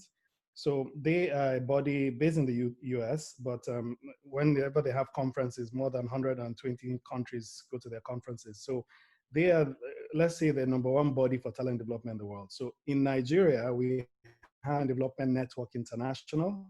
I'm the chairman of the Lagos branch of that, and we are affiliated with them. So anyone in HR, anyone in L&D, learning and development, any leader would need to know about them because there's a lot to get from them. For example, they have a capability model, they're a very detailed capability model. What are the capabilities of a learning and development expert? Which basically means what are the capabilities of anyone that works in talent, anyone that manages talent, which really is every leader. So it's quite a lot of stuff. You could check them out at td.org. That's td for talentdevelopment.org. So you could check that out. Yeah. All right. So what I want to talk about today is I'm just going to go through a survey that we did. When I say we, I'm talking about me and my partners. We have four firms, a consortium of firms that came together to do a detailed working from home survey in Nigeria. So obviously we have a lot of data from every other country, but we wanted to do specific to Nigeria to see exactly how are we managing this challenge of working from home, or should I call it even benefit of working from home. So the companies that did the survey are HC Bonham, 83 Resources, Digital Jewels, and my firm, Dbrownconsulting. So this is just a quick profile for us. So we'll just jump through. So what I will share with you are kind of details of what those 3,600 people that we surveyed said about working from home in Nigeria, the Nigerian perspective. So thanks, Magnus. Magnus said, I'm David Brown, Managing Partner at Dbrownconsulting, International Consultant on the World Bank. And for us as a firm, we too have started working from home. And in fact, we started working from home a couple of weeks before the lockdown started because we could see the signs and we just already started working from home. And we had a kind of an advantage for more than an advantage than other companies because we've already been working digitally. We do quite a lot of our stuff digitally. We're Microsoft partners. So a lot of Microsoft tools were able to help you. There's Microsoft Teams, there's all the Office tools that you know about. There's Delve, there's Outlook, of course. There's so many tools to do Planner that can help you work digitally and work from home. Now, not everybody needs to work from home, but during the COVID, everybody had to kind of learn how do we work from home. Just briefly about us, we do training, consulting, and payroll. Training, we had to transform our training business. So our training business is 100% virtual. And I will share with you a small methodology. You could take a quick look at it and if I jump into the presentation. So we had to completely transform how we work. Even though we were still digital, we just had to completely conform to virtual and converge to virtual. So we do most of all our training as virtual or self-online, which means you can go online on your own pace, you learn everything. And in fact, this is our websites that we have, the e-learning platform, dbrownconsulting.net, but this is officetraininghub.com. And we've trained over 15,000 people already. And this is us transiting to being a completely online company.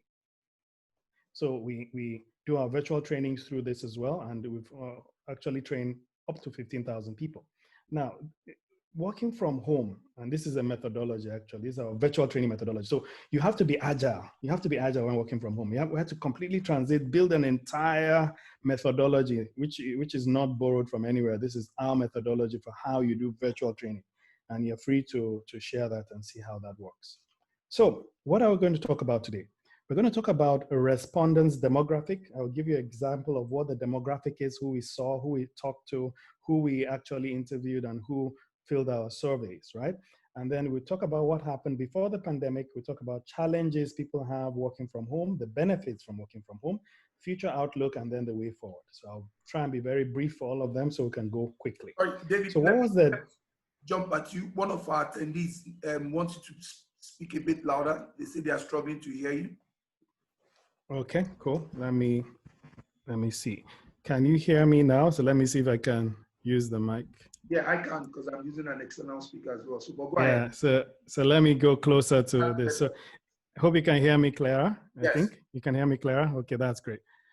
You know, working from home too, you need all this equipment and stuff, so gadgets. So what I do is this is a home studio and I record content here. So this is where I record all our content. So you have to get the mic, and that's another point for you. You need to don't use your laptop's mic. You need a good mic, you need a good headset, because sound and voice now is the most important. Innocent was talking about interviews. Your interviews are going to be online. So you can imagine somebody, so let me give you a small tip on that. You can imagine someone says, come for an interview, we're doing the interview at 4 o'clock.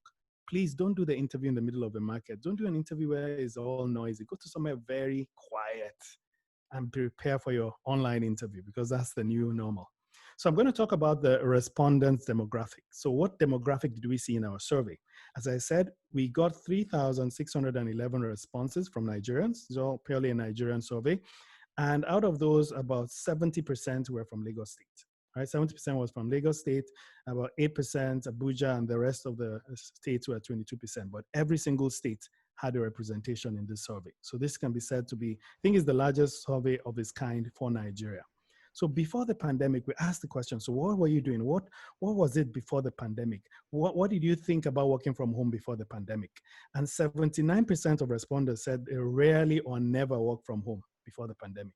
Only 21% said they at least work maybe one day in the week sometimes. So just 21%. So that was before the pandemic, right? And we asked again, what percentage of work can really be done remotely?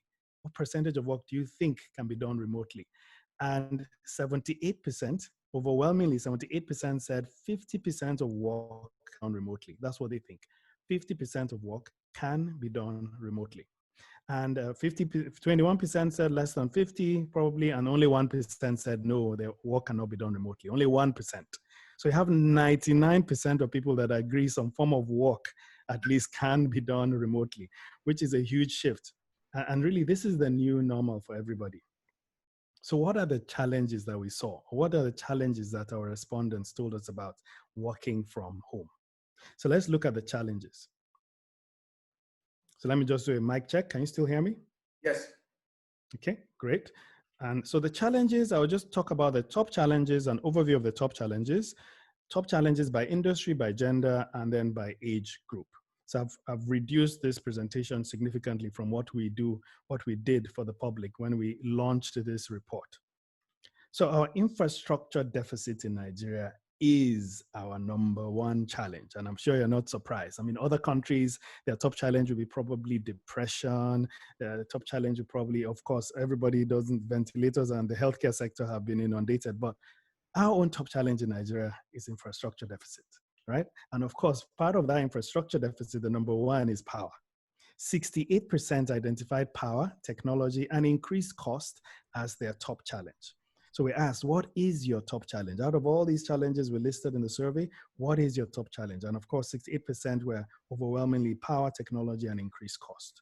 So if I look at this in a visual, so this visual is showing you, is basically showing, okay, what is the top challenge for everyone? And you will see to the top right is your top challenges. And what we did is we're plotting at the bottom bit, we're plotting top challenges against all challenges, right? So anything you see to the top right is your top figure or your top metric. So power supply, obviously #1, and then increased cost. But coming a close third and fourth are technological challenges and working longer hours. So working longer hours was a top challenge. Other small challenges, domestic demands, breaking down team communication, those were all small. Yeah, but the big one is power supply. Now, you can imagine that. Now you have power supply, you have technological challenges, internet and all those stuff, but power supply is our #1 top challenge. And it has been our challenge for God knows what, 40 years, 50 years? So now we need power. We definitely do. So if you look at the top challenge by industry, I look at consumer staples. Consumer staples, overwhelmingly, it was power supply. And technological challenge was kind of made a showing, yeah? Increased cost as well and working longer hours, but power supply. That's the biggest challenge of anyone working from home, because the infrastructure deficit that your organization has, guess what? It's now transferred to you. So you at home are the ones supposed to now provide your power. Previously, you go to work, right? You leave very early in the morning, get back from work at night. Now the whole day, power is supposed to work for you. And unfortunately, it doesn't for most of us. So what about energy sector? The energy sector, the guys with the power, right? Theirs was working longer hours. That was their top challenge for the energy sector. I won't be able to give you all the sectors in this presentation. I'm just giving you a few, but energy was really working longer hours. Those working for our energy sector, really. What were the top challenges when it comes to gender and age group? So it's quite interesting, right? And I'll tell you off the bat that we men have more challenges than women. That's what came out of the survey. We men have more challenges than women, and not only men and women, boys and girls. A study in the UK saw that girls as in boys had more challenges than girls, which is amazing. So we can't seem to handle challenges as much. But let me show you the statistics. So power supply, take power supply, for example. men had 12% more. They considered it 12% more of a challenge than women. This is 3,600 Nigerians we're looking at, right? So these are real numbers. This is what we think in Nigeria. So what do you think? Some people say, well, it's the men that are paying the power supply in the house. So the women are not the ones paying for NEPA, are paying for generator. So there are all sorts of theories, right? But there's a big 12% gender gap between the power supply being a top challenge for men and women. Now, women had more challenge on technology. So there was a 4% gap between men and women when it comes to technology as a top challenge. So these are our 4 top challenges: power supply, increased cost, working longer hours, and technology. And these are the insights we got from that for gender. So let me use age groups. So for age groups, you can see that gap there, that 7% gap. What's that? That's increased cost. So the younger generation seem to have more challenge of increased cost than the older generation. So I'll say our seniors between, let's say, 35 and above, they had less of a challenge of increased cost than our young. But then when it came to working longer hours, the older generation had that as a bigger challenge. Working longer hours was far bigger challenge than for the older than the young. And it's true. I mean, I can imagine I've walked, I don't think, Magnus, I don't know how long, you probably have walked far longer than you've ever walked during this pandemic. Yeah, I agree. So that's what the data shows. And the data shows that we have far more, working far longer hours than before. And so really, when it comes to challenges, I just have this small piece of advice. When faced with a challenge, look for a way, not a way out.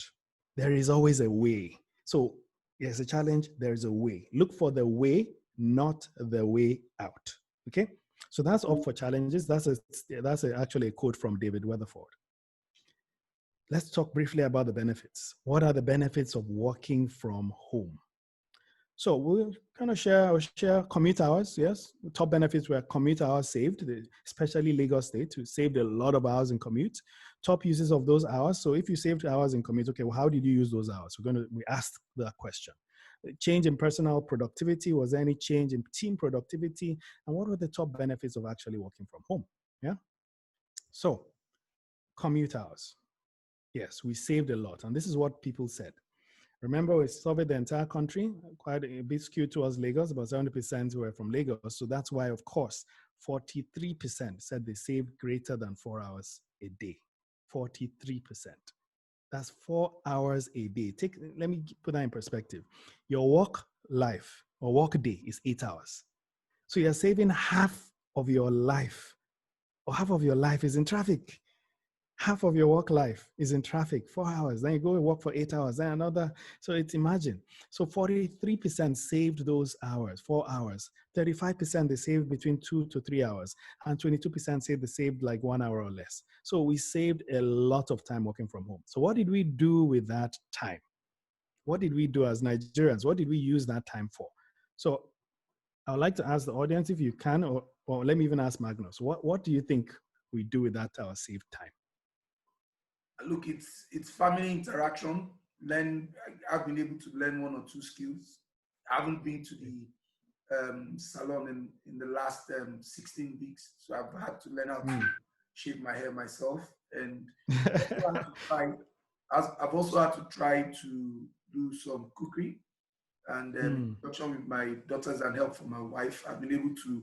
I mean, she's here. She can attest to that. I've been able to learn and cook 3 different kinds of soup during the lockdown. Interesting. So you used a lot of your time to learn new skills. That's so wonderful. Yeah. Excellent. So those hours that we saved, we ask people, because what are you doing with those hours? And overwhelmingly, what they use those hours for is more work. So more work is what that time went to. And if you look at this visual, you could see that the 3 biggest or the 4 biggest things that we used our time for, the saved time, was family, personal development, just like Magnus said, relaxation, sleeping, and working officially, which is working. And you can see that working officially far outstretched everything else. So working from home actually meant more work. And some people thought it was less work. So that was not true. But what about personal productivity? What happened to personal productivity? Well, it went up. 68% of the people said it went up. 16% said there were no change, and only 16% said it actually went down. So overwhelmingly, our productivity has gone up working from home. That's for Nigerians, right? 68%. So you can say working from home has increased productivity. What about team productivity? So that's more individual productivity. What about team productivity? Has team productivity improved? Well, 61%. So these are supervisors that we surveyed, said, okay, 61%, they've seen a 61% in productivity. 16% said no change, and 23% said actually productivity as a team reduced. So these are numbers from all the surveys that we did for those 3,600 Nigerians. Top benefits of working from home. So what is the top benefit? Well, as we said, we asked, okay, so all this, what is your top benefit? And everybody said, most people said time with family. The time with family seems to be the top benefit. You're actually spending more quality time with family. And even though sometimes it is work you're spending that time in, but family is still around, and it's something about having family around that is so beneficial, right? Other things were increased productivity, as I said, avoiding traffic, and then personal time for development. So those are the 4 benefits of working from home for Nigerians, right? If I split this is generally, if I split this by, split it by gender, you see that young males use the personal time for development, personal time and development. I'm thinking Magnus is now our young male. You can see your personal time and development is what you said. And that's what the survey said for the men in the survey, all the males in the survey, right? They used most of that time for benefits. They benefited mostly from personal time and development. For women, it's mostly time with family. For them, they value time with family more than other benefits. So that's an interesting demographic. So what's the future outlook? What does the future hold for us working from home? What's that future, right? What's the future outlook? Is the glass, when you know how the saying goes, is the glass half full or is it half empty? Well, for future outlook, 60% feel very pessimistic, actually. They feel unsure, 60%. 60% seem unsure and pessimistic about, and this is, we surveyed people in May. This is May 2020. So from 1st of May, we started on Workers' Day, 1st of May, all the way to the end of May. So the survey was for May. Maybe people's views would change by now, but we're doing this on a regular basis. So pessimistic, unsure about the future, driven by, most of this unsureness, so to say, was driven by the young and females. So females were more unsure of the future than men. So my question is then, why are men having more challenges? Well, interesting data, right? So the young are more pessimistic about the future, 52%, while the middle age are slightly more optimistic about the future than seniors. Females are more pessimistic, unsure about the future than males, which is 56% of females are unsure about the future, while 46% of men are unsure about the future. Financial services is more optimistic about the future than other sectors. The public sector, mostly pessimistic, 64%. Unemployed are mostly pessimistic, 65%, and unsure. Self-employed are also pessimistic, 58%.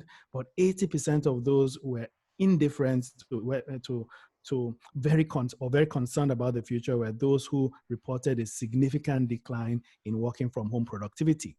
So when you measure, did your productivity decrease? 80% of those that said productivity decrease, of course, had a pessimistic view about the future. But I won't go deep into the data because the data is, we have huge loads of data there. So we asked again, okay, more willing or less willing, right? Self-employed, seniors, communication, productivity. So 60% will not take a pay cut. This one was a deep question, right? And this goes into one of the other presenters about pay. 40%, I'm saying 60% will not take a pay cut. What does that mean? That means 40% will actually take a pay cut for the opportunity to work from home. That's an interesting statistic. 40% of Nigerians will take a pay cut for the opportunity to work from home. That was a big significant statistic that we got out of the survey. Yeah. Overall, 60% or 59% of respondents will not accept a reduction in pay. Yes, but females are slightly more likely to say no to pay reduction than men. So think about that. Females as women are more likely to actually say no, not yes, to a pay cut. Also, the older people are actually less likely to actually take a pay cut as well. There's so much interesting numbers here. We don't really have so much time to go through that.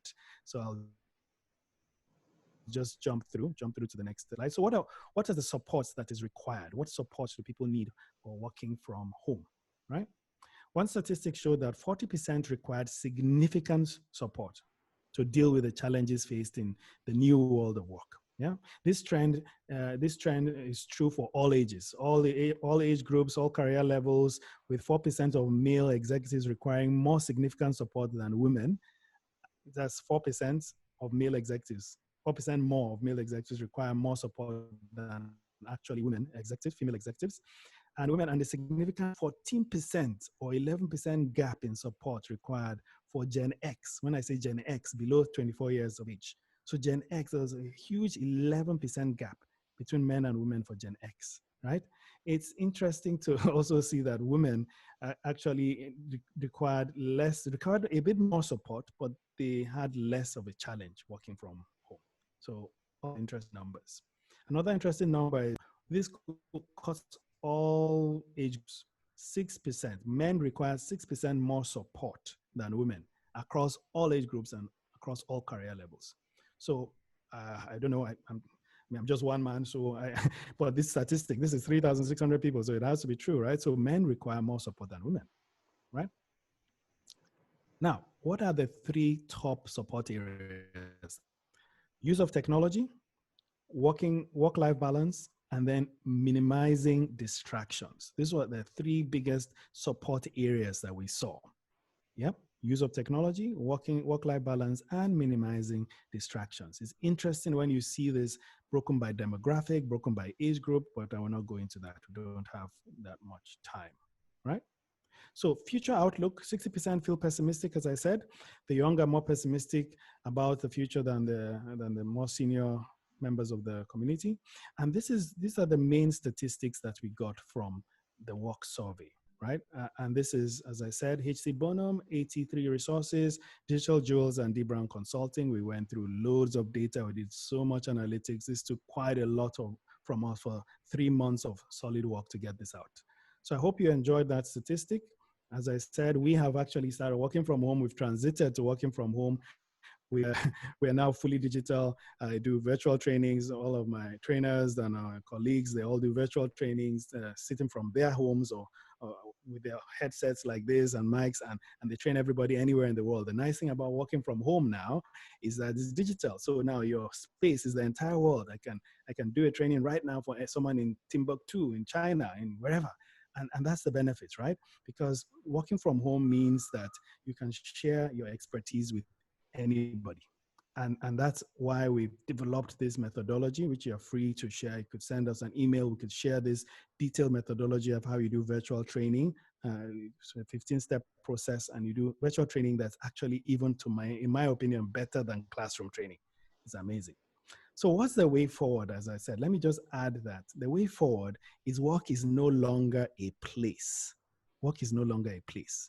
Working from home means that work is no longer a place. Okay, oh, I'm working from home. No, yeah, working. That's it. And we can, because work is really no longer a place. Thank you very much. I feel like giving you a round of applause, Dave. That's quite insightful. I don't know.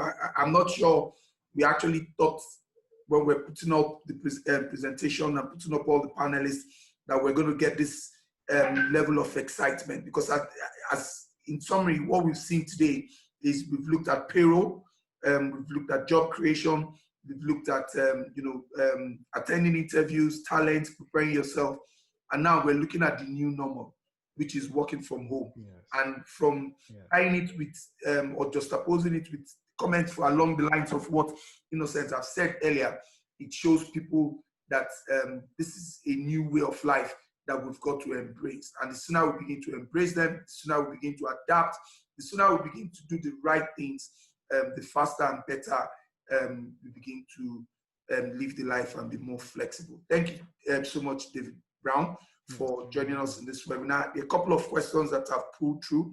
We've got one more panelist, Olusola from NECA. I'm going to read his profile shortly, but I'm sure Vivian is taking down notes and will assist us with a full summary for about 5 minutes at the end of Olusola's presentation. So if you just give me a minute, let me share my screen one more time.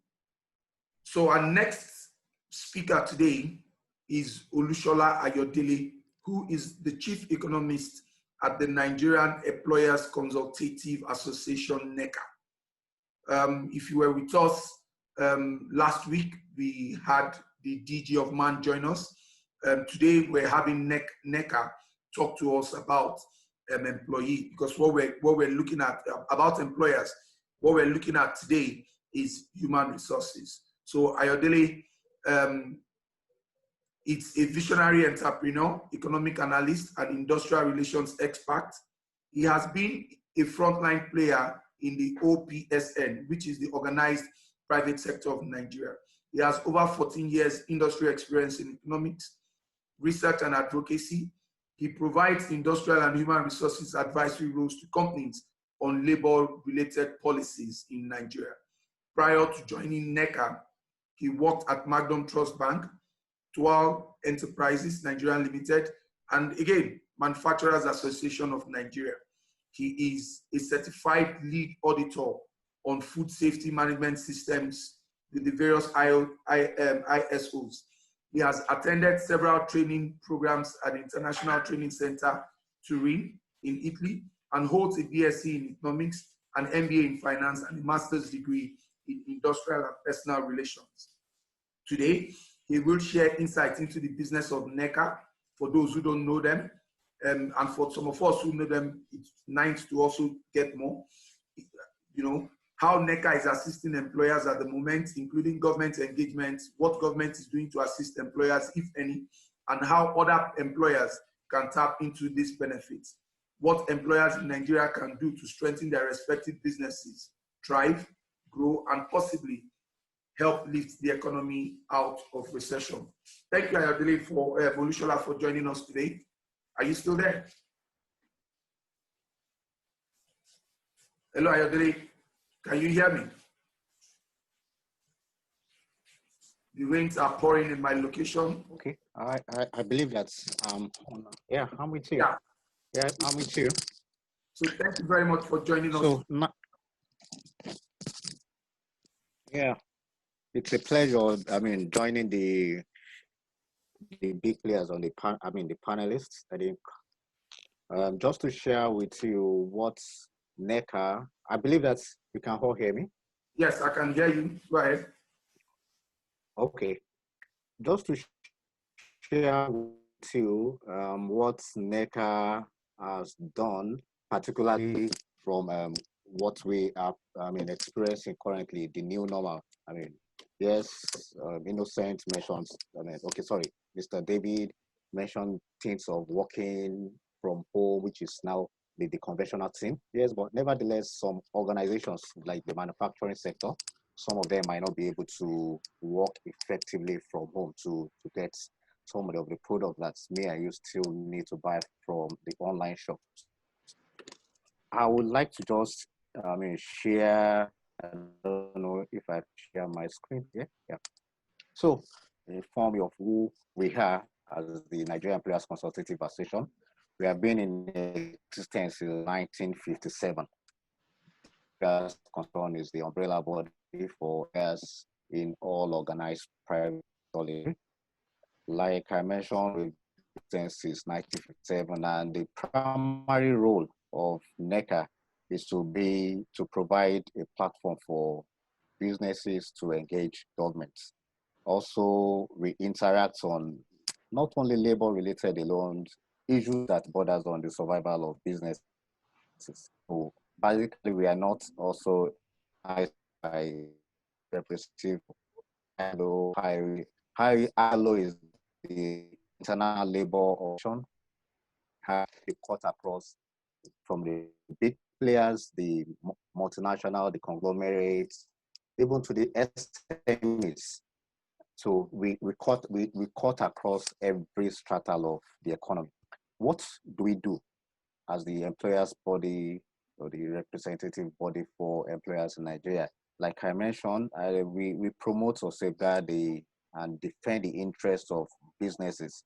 In most cases, yes, as our name called, consultative.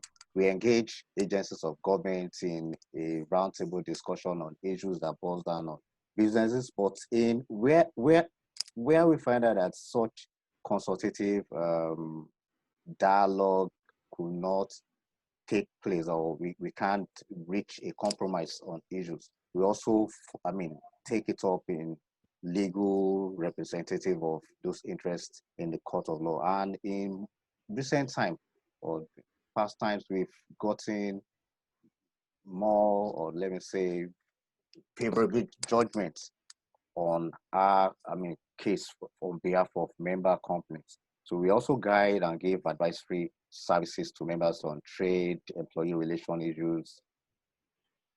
Our focus is just for businesses in Nigeria, whether the big players, the small or the medium, to thrive.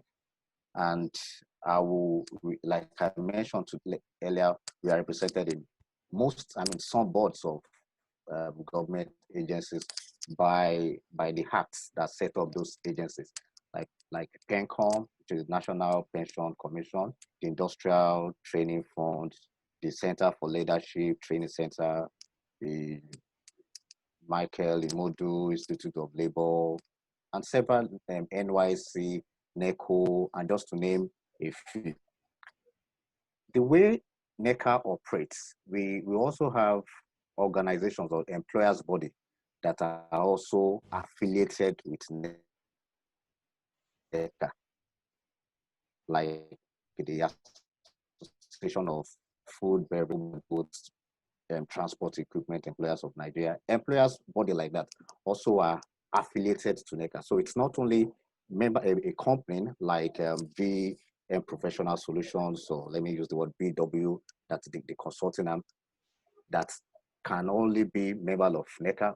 We also have the affiliates, employers' body that are also affiliated with NECA. And we also have in our membership lists, even government agencies that are members of NECA, just for us to provide some advisory services, industrial labor-related advisory groups. In recent times, we just try to showcase some of the things that we have, our recent milestone, just before we even comment on what we did on behalf of companies during the lockdown era. Prior to that time, we've also advocated on behalf of our member companies, because there was an issue of this Federal Anti-Competition and Consumer Protection Bill in 2018, wherein the National Assembly, yes, when the bill was being debated, there was no introduction of this 0.5 after tax profit to that bill. But nevertheless, after the whole process, we find out that before the bill was sent for assent to the presidency, and an insertion of 0.2, 0.5 after tax profits was added, and we got the wind of it. As the representative of employers, we have to write to the presidency not to give assent to that bill, because of that insertion, until it was returned back to the National Assembly, that was expunged and returned back before the Federal Anti-Competition and Consumer Protection Bill of 2018 was signed into an act. Also, in not too quite long, there was this bill in the states, Lagos states, about the Land Use Act, wherein both organizations or business owners or owners of properties are being charged. There was a review of the act, wherein there was over 1,000 increase in the Lagos use charge bill. I'm very sure most of us are all beneficiary, or we all witness that. But for businesses, NECA has to stand its ground that yes, there is need for the review of the act, but with the current situation, just over 1,000, even for the Leka House building, I think we had over 1,200 increase from the charges of 2017 before the 2018 bill. So we challenged this, and it was reversed based on the advocacy of NECA and some other, issues that NECA has, championed on behalf of its constituents. Like I said, because the association is a voluntary organization, we have in our database over 4,500 member companies, but we are still, welcoming as many companies as possible. It's not only for the big players, like I mentioned, both the SMEs, the medium scales, and the conglomerates are all welcome to the membership of NECA. Just to go further to what perhaps maybe what we are looking at currently, the advent of the COVID-19 came. I think we recorded the first index case February 27 thereabouts in Lagos, and before you know it, in March, the whole of Lagos State, Ogun, and the Federal Capital Territory were shut down. And this also have, its impact on our member companies as well. So for us, for the first 2 weeks, companies are shut down, everybody. Yes, the likes of Dbrownconsulting could easily just go all the way and start working from above. For companies that are the manufacturing companies and some other essential like the hospitality, there is nothing they can do from home. So for us as the employer representative, we had to, champion the cause for this group of people by advocating, engaging government one way or the other. We sent a request for dialogue with the state governments in Lagos State, in some other states, even in the federal as well. The task force that's, giving guidelines, we also engage them in advocating for businesses. And some of the leeway that we have for our businesses is, yes, you can, that's where we have this essential, giving concession for essential services for businesses in the beverages, the pharmaceutical, the telecom, and even the supply chain, thereabout that. Yes, you can move your goods and services, even the persons can also move, but you have to have a particular pass. So we facilitate that for our member companies in the major three industrial hub of Lagos, Ogun, and Federal Capital Territory. Even in Rivers State, at a point, we have to also intervene. And because of our intervention in Rivers State, NECA representative was part of the task force for, affecting the compliance by companies in the state. So these are some of the things that NECA does on behalf of its members during this lockdown exercise. Part of it is that we also recommended strategic and staggered use of lockdown. You can, after the first 2 weeks, when we find out that, yes, this thing, there is no way organizations or companies can survive while they still have burdens of paying rent, paying staff salaries, and thereabouts. To reduce that burden, that's why we recommended the strategic easing of this lockdown. Because from analysts, the health experts, it is said that, yes, COVID or the coronavirus will stay with us for a very long time. So we have to, take a weigh it between livelihood and the health implication of it. And that's why we recommended to the Presidential Task Force and various other government agents, government, that yes, it's best for them to relax or to stagger the ease. And those states and even the federal head or to the play of NECA, and they put in place those staggered ease of lockdown. Also, we engage different stakeholders, the governors forum, for them to give some, leeway for companies to have their goods passage. We engage like I mentioned, the Presidential Task Force, Lagos State as the key points, which necessitate the state governor to also constitute CEO of NECA member companies to be engaging them on a weekly basis to have engagement on how to go about the pandemic situation. So, like I said, we engage them on a regular and scheduled engagement with state government as well. Apart from what we did, we also have engagement with our member companies as well. Apart from what we had with governments, as we doing engagement with government agencies, we also have it with our members as well. Proud to the full easing of the lockdown.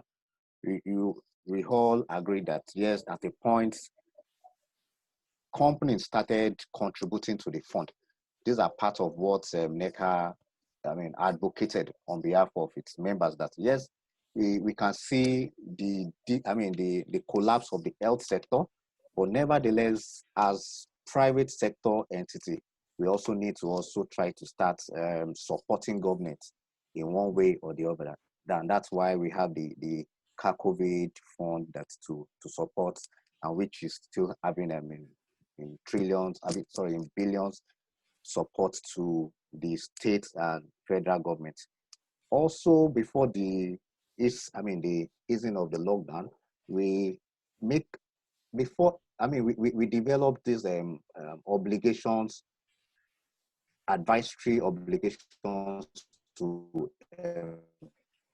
employees, because we know that yes, at this time, them at the end of the month to receive salaries, whether they are working or not, because that's part of what it has been in their terms and condition of engagement. So for us, we have to give advice to our member companies that there is need for them to also have discussions on time with their employees on how to go about the lockdown period. Yes, they are not working and they are entitled to it.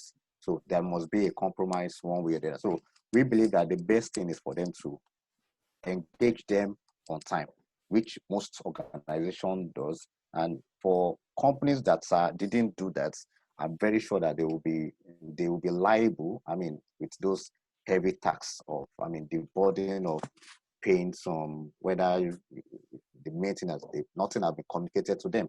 So we engage member companies in that aspect. And in the process of fully easing of the lockdown, we also issue some pre-resumption guidelines to member companies. Okay, if you are in the manufacturing sector, this is the way you're supposed to do all sort of things that needs to be in place before before employees resume fully. So those are part of the things that we engage our member companies on. We also issue, we call it a 6 steps business continuity plan, because we find out that some companies did not have, before the advent of the lockdown of the COVID-19, some companies did not have this business continuity plan in place. So for them, we engage them in how to go about it. Yes, you might not have it then, but we give them steps of how to develop such and put it in place. Also, before the end of the lockdown, I think between March 15 and May 30th, for us, because our advocacy, we like NECA is an advocacy body, and our advocacy are all based on facts and figures. So between March 15 and May 30th, we did a sports assessment, on the impact of this COVID on businesses. And to the surprise of, the survey came, threw up issues for us for consideration for each company, and also areas or ways and means where government agencies, government, federal, state can also alleviate the burden of the lockdown for businesses. So some of those things came out from the survey, and it forms part of the things that NECA as an organization is advocating on behalf of businesses, most especially the SMEs and some sectors that are worse It's like the aviation sector, like the hospitality sector, like the manufacturing sector, in some cases even the agri sector in moving their raw material. So those are part of the things that NECA is advocating. And at the tail end of it, we have to we signed an MOU with the Central Labour Organization in combating the negative effects of COVID-19. Yes, it's not that we are saying that companies cannot unilaterally, shut down or close jobs because you have social challenge or you sack all employees. But there should be a mutual understanding between them. And one of the advisory service, counsel that we give them is let the issue of sacking be the last consideration for them to make such consideration. So those are part of what NECA does, and we continue doing. Like I said, NECA, it's an open space for every employers of labor. So far that you have employees minimum of 5, you can join the association, and we also share our contact details like NECA House, Plot A2, Akinbalogun Way. Or you can also check us on www.neca.org.ng. For you to get any other information about the association. So I think that's the end of my presentation. So thank you, sir. Maybe I should just take a quick recap to allow Magnus some time to come back to us. So several of our panelists, shared a lot of, like from their world-class knowledge of what is happening in the talent space and in the work environment. And we're very happy that this is happening, right now, right here. We're also very happy that we're able to record these things and then share them with so many talents on YouTube. So it's not just for today's session, it's something that people can always go and listen to and then learn a lot from it. So thank you, Sandra. Sandra talked about PaySpace and what it can do to help employees manage their human capital. In fact, it's an end-to-end solution. PaySpace manages all the employee information, manages payroll, manages everything, your interactions with employees, problems, recruitment, every other thing about employees, brings them together in one place. Then you also have this employee self-service that employees themselves can also use to manage themselves. And one feature that is very good that she talked about, very important at this time, is the feature of, COVID-19 check. Every day you check yourself, am I having muscle pain? Am I having fever? This one, and you're able to take it right from your mobile app, right from the app, PaySpace app.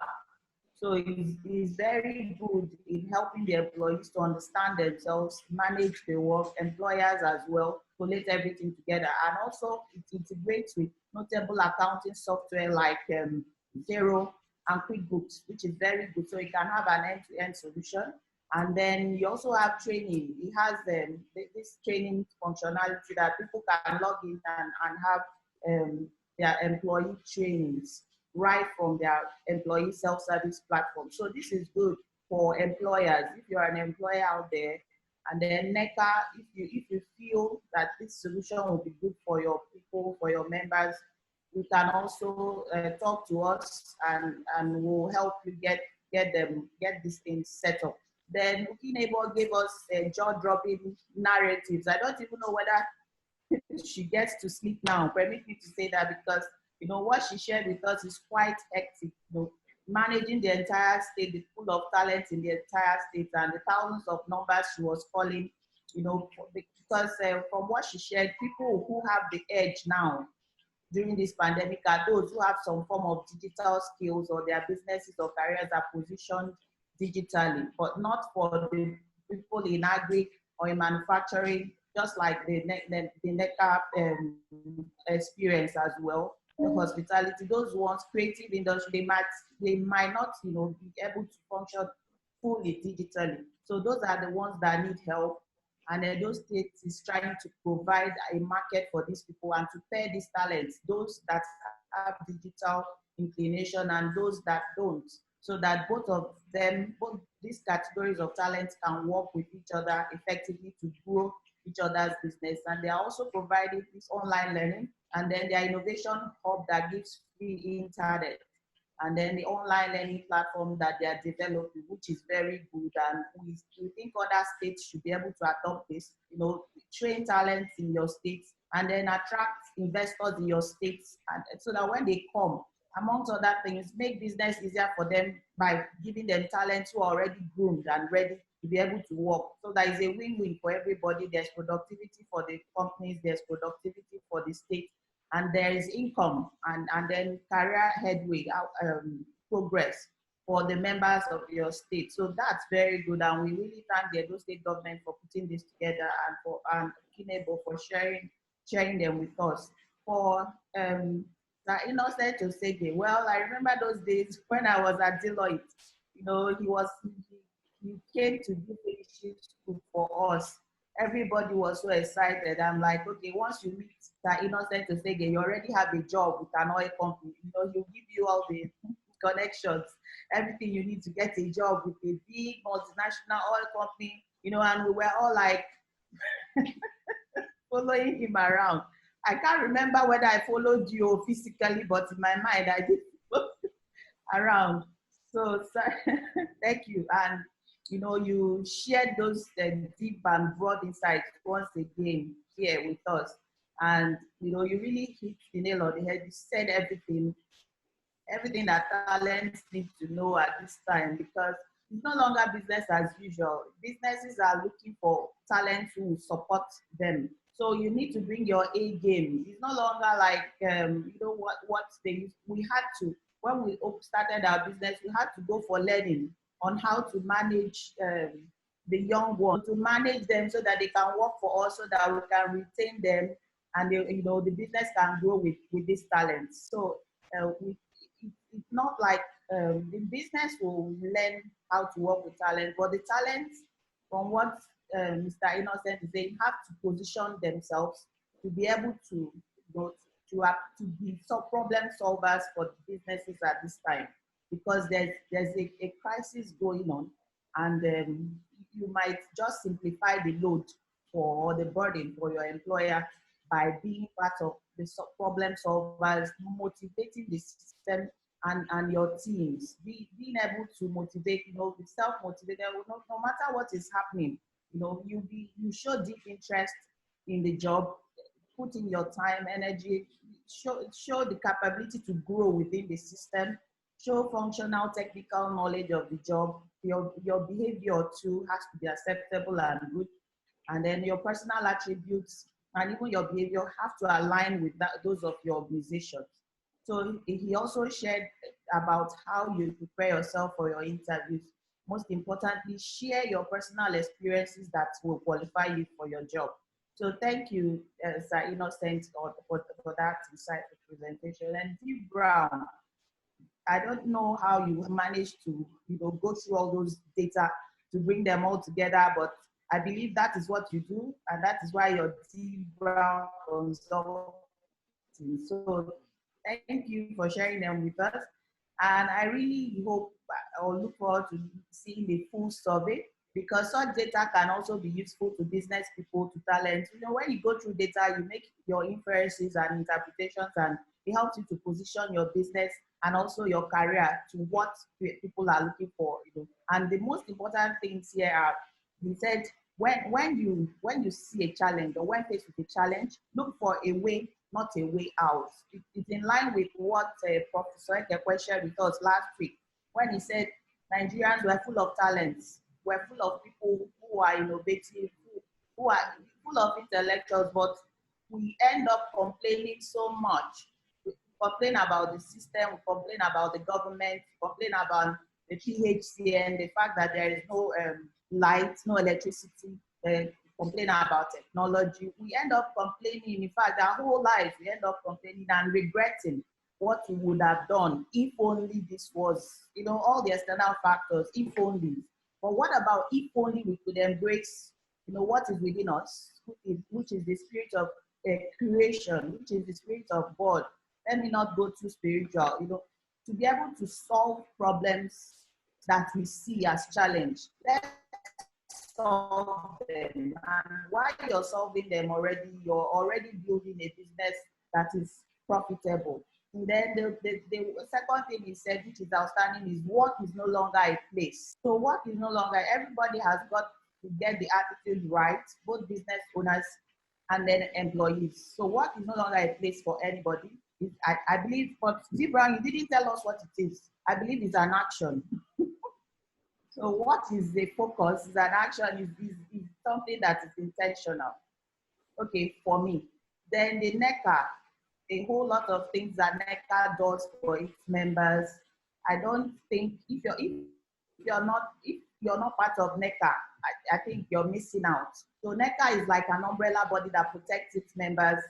She told us everything that NECA does to protect its members, to enhance their businesses, you know, to give them advice, how to relate with employees, how to make their businesses more effective, especially now that there is COVID-19. So, but one thing I will also say is NECA, would I say from my own viewpoint, from a selfish perspective, please look at digitization or digitalization of processes for businesses.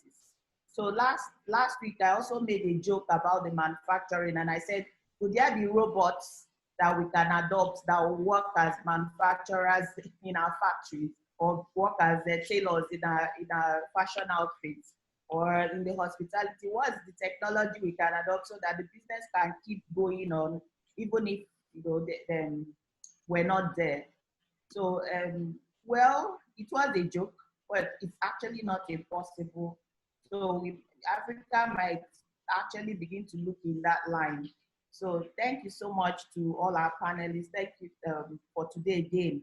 It's been 6 insightful sessions, and we're happy to do this. We're really happy for everything that is being shared here, which is going to be shared on a long term on YouTube. Thank you, Magnus, for the opportunity to recap. Once again, my name is Vivian Chigozie-Nmonwu. I'm a co-founder and partner at VM Professional Solutions, and I'm proud to be an organizer, or one of the organizers of this series. So Magnus, I yield back to you to continue. And thank you very much. Thank you very much, Vivian. I'm equally excited to be hosting and moderating this session today. I note that most of the questions that have come through the chat box have been answered. I see Innocent and Sandra have responded to a couple. There are 1 or 2 questions here, and I've got about 2 or 3 other ones. And I think the first one here is for David Brown. David, someone is asking, Adeze Ocho is asking, from your survey, what will be your advice for employers in Nigeria to do about working remotely in the future after COVID-19? Okay, so for employers, I think the infrastructure deficit for Nigeria, they may need to share in that for their employees. It's not, you know, abroad, I mean, everybody has internet, they have power at home. In Nigeria, we don't. So there's a cost. There's a cost shift between your company. Right now, companies are closed. I mean, there's no power consumption because nobody's in the office. But every single person, every single staff is requiring internet. They require power. So there's some solutions. There's some smart solutions. So there was one solar solution that's one of my colleagues is trying out. I think it's, I can't remember, it's MTN that does something similar to that. So solar is using solar and stuff. So we need to help employees with that additional cost. And then also we need to also realize that the 9 to 5 is gone. So what you can do to help your employees is realize that, look, some people work very well from 11 p.m. to 4 a.m. I mean, it sounds odd, but that's their time. So understand what work needs to be done and leave it to your employees to do the work, whether they want to do it at 9 o'clock or 8 o'clock or 7 o'clock or whatever. Leave that to them. Another key thing is you have to, once you understand that, then the meetings that you set, you know, people setting so many meetings, and quite a few of these meetings is due to lack of trust. Basically, what are they doing? I mean, let's have meetings. If we have meetings, then they're working. So there's a trust issue that also needs to be fixed as well. And a lot of this can be fixed with technology. you have a specific goal. You have your meetings, you have a direct goal of what is it we're trying to achieve? What do you think is the time span for us to achieve this goal? These are the milestones that we need to hit, and then be more productive that way. So those are the few advice I'll give. Yeah. Okay, so that then brings me to the next question I have, and I'm happy Uki came back online. Uki, if you're there, yourself and Olusola of NECA need to unmute your mic so that we can get your perspective along this question. I mean, listen to what David Brown has said. 9 to 5 is gone. Some people prefer to work 11 to 5, and I can completely relate to that. In the last, I mean, Olusola, you can attest to the fact that between yesterday, when we got confirmation from NECA to attend our webinar, you and I have been engaging up until almost midnight of yesterday. And my partner is here, and she can attest to the fact that in the last 48 hours, I probably have only seen about 6 or less than 6 hours of sleep, basically. So what is NECA doing to help employers understand that employees need to be flexible in their pattern? If I'm working for someone today, and if I'm given the option to choose my working hours, between you and I, if I'm working from home, my preference for working hours would actually be in the wee of the night, maybe between 12 and 6 a.m. So that in the morning I can go about, do whatever I do, spend my time on other of my business initiatives. What can NECA do vis-a-vis the government, which is why I want Ukinebo here as well, to say what should we because basically on this platform, we're already the organized private sector, yeah? What can we do to say, let's drive this new normal such that employers can begin to think along this line from a legislative perspective to put certain things in place, then engaging the National Assembly from a legislation documentation process? Yeah, thanks for the question. Initially, I was about to even post that same question to David because I also have some concern. Yes, the challenge now, you mentioned the issue of infrastructure, because one, yes, the light is not there. For organizations that works from home during the lockdown, it's also an added cost to them. And nevertheless, they are not making any sales. They are not making any revenue during this period. So going forward, yes, we believe that, yes, this is the new normal. We can't hide away from it. Organizations need to also start looking at how to, because what we have an existing laws. I mean, let me use the word, the binding contract between the employees and the employers before. So definitely there is need for them to also start reviewing that contract to take cognizance of the new normal. I mean, I can't just say, yes, I need to be working from 11 p.m. like you mentioned. Yes, to 4 a.m. I will be actively working at that time. So, but my contract with my employer didn't state that. My contract says I have to be at work, blah, blah, blah. Even our other existing laws, like the NSITF Act, all those things need to also be reviewed to capture what is happening currently. So we have some laws, some laws that are being reviewed at the National Assembly. And I think, like you mentioned, the need is for us as a player in the sector, and a key player to that extent, to also try to also put that in the front burner. But during the review of the laws, for us to capture all these things. But nevertheless, the burden of it as well lies on the employer. So there would be a need of a give and take between because I need to also augment provision of lights in your house, or the internet bundle that we need. We need to also have some organizations. Maybe I don't have a laptop, official one, that have only a desktop at work. So I need to also provide that. That's also increased costs on the part of the employer. So all those things, I think it's a new thing. Employers also need to start thinking along that line. I think it's a welcome development, which we also need to start advocating for. And like I mentioned, also the reviewing of our existing law to capture what's currently we are passing through. like we said earlier, the COVID-19 will be with us for, I mean, only God knows when. Yeah, so we need to start thinking along that line.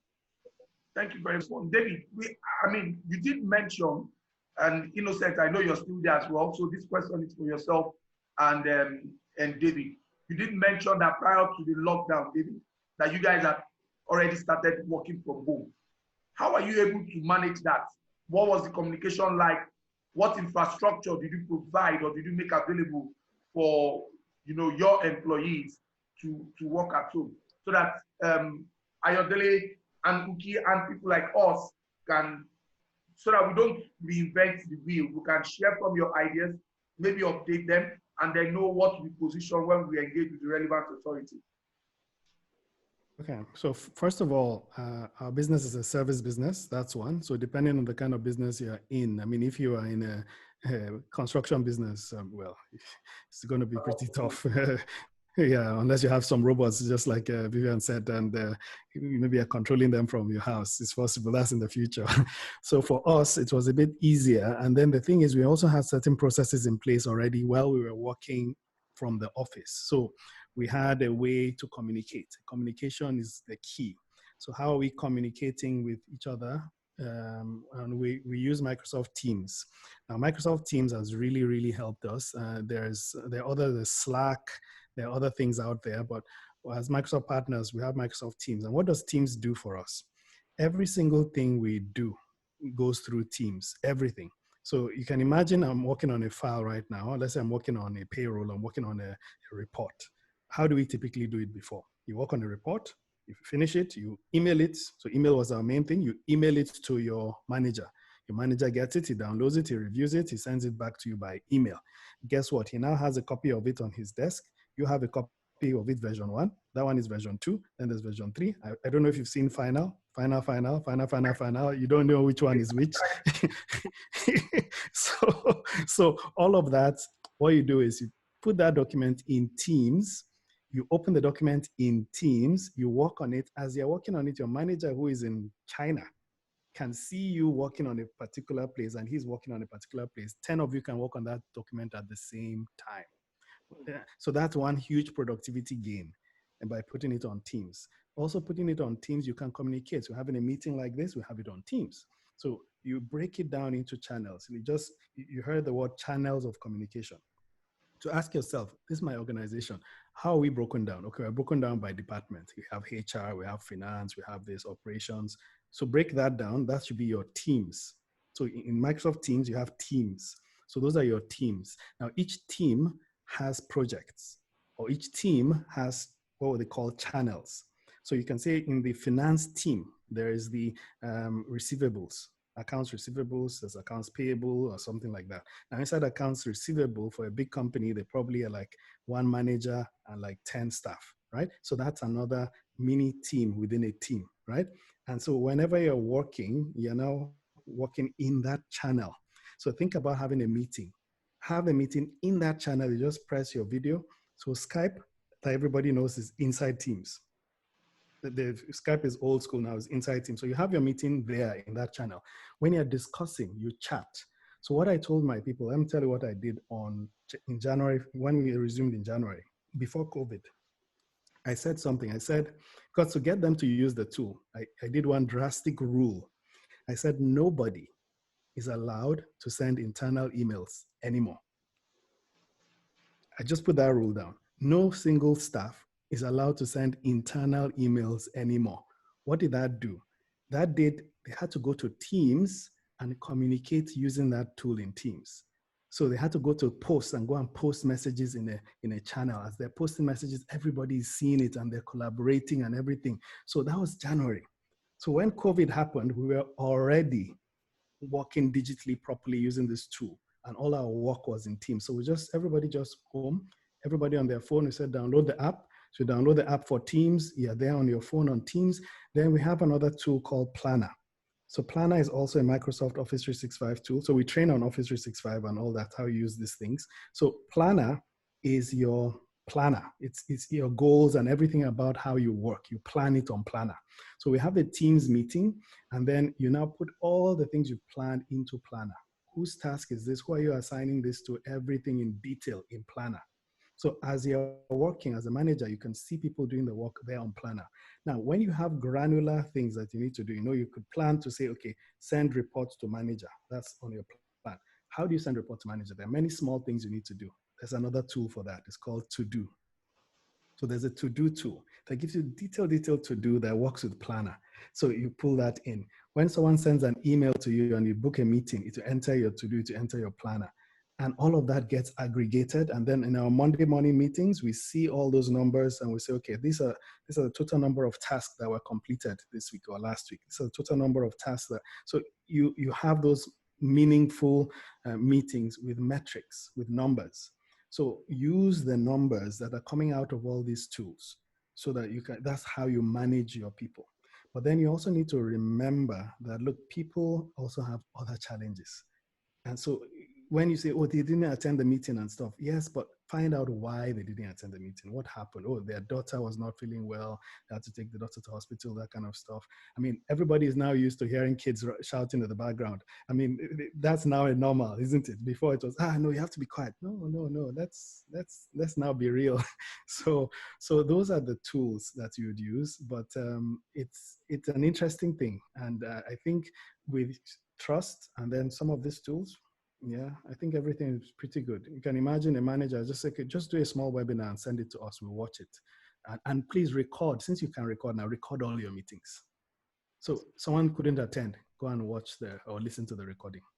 Do you get? Record and just put the audio. We don't need video, just audio is fine. So that's how we've survived during this crisis. 4 months now, and we're pretty good.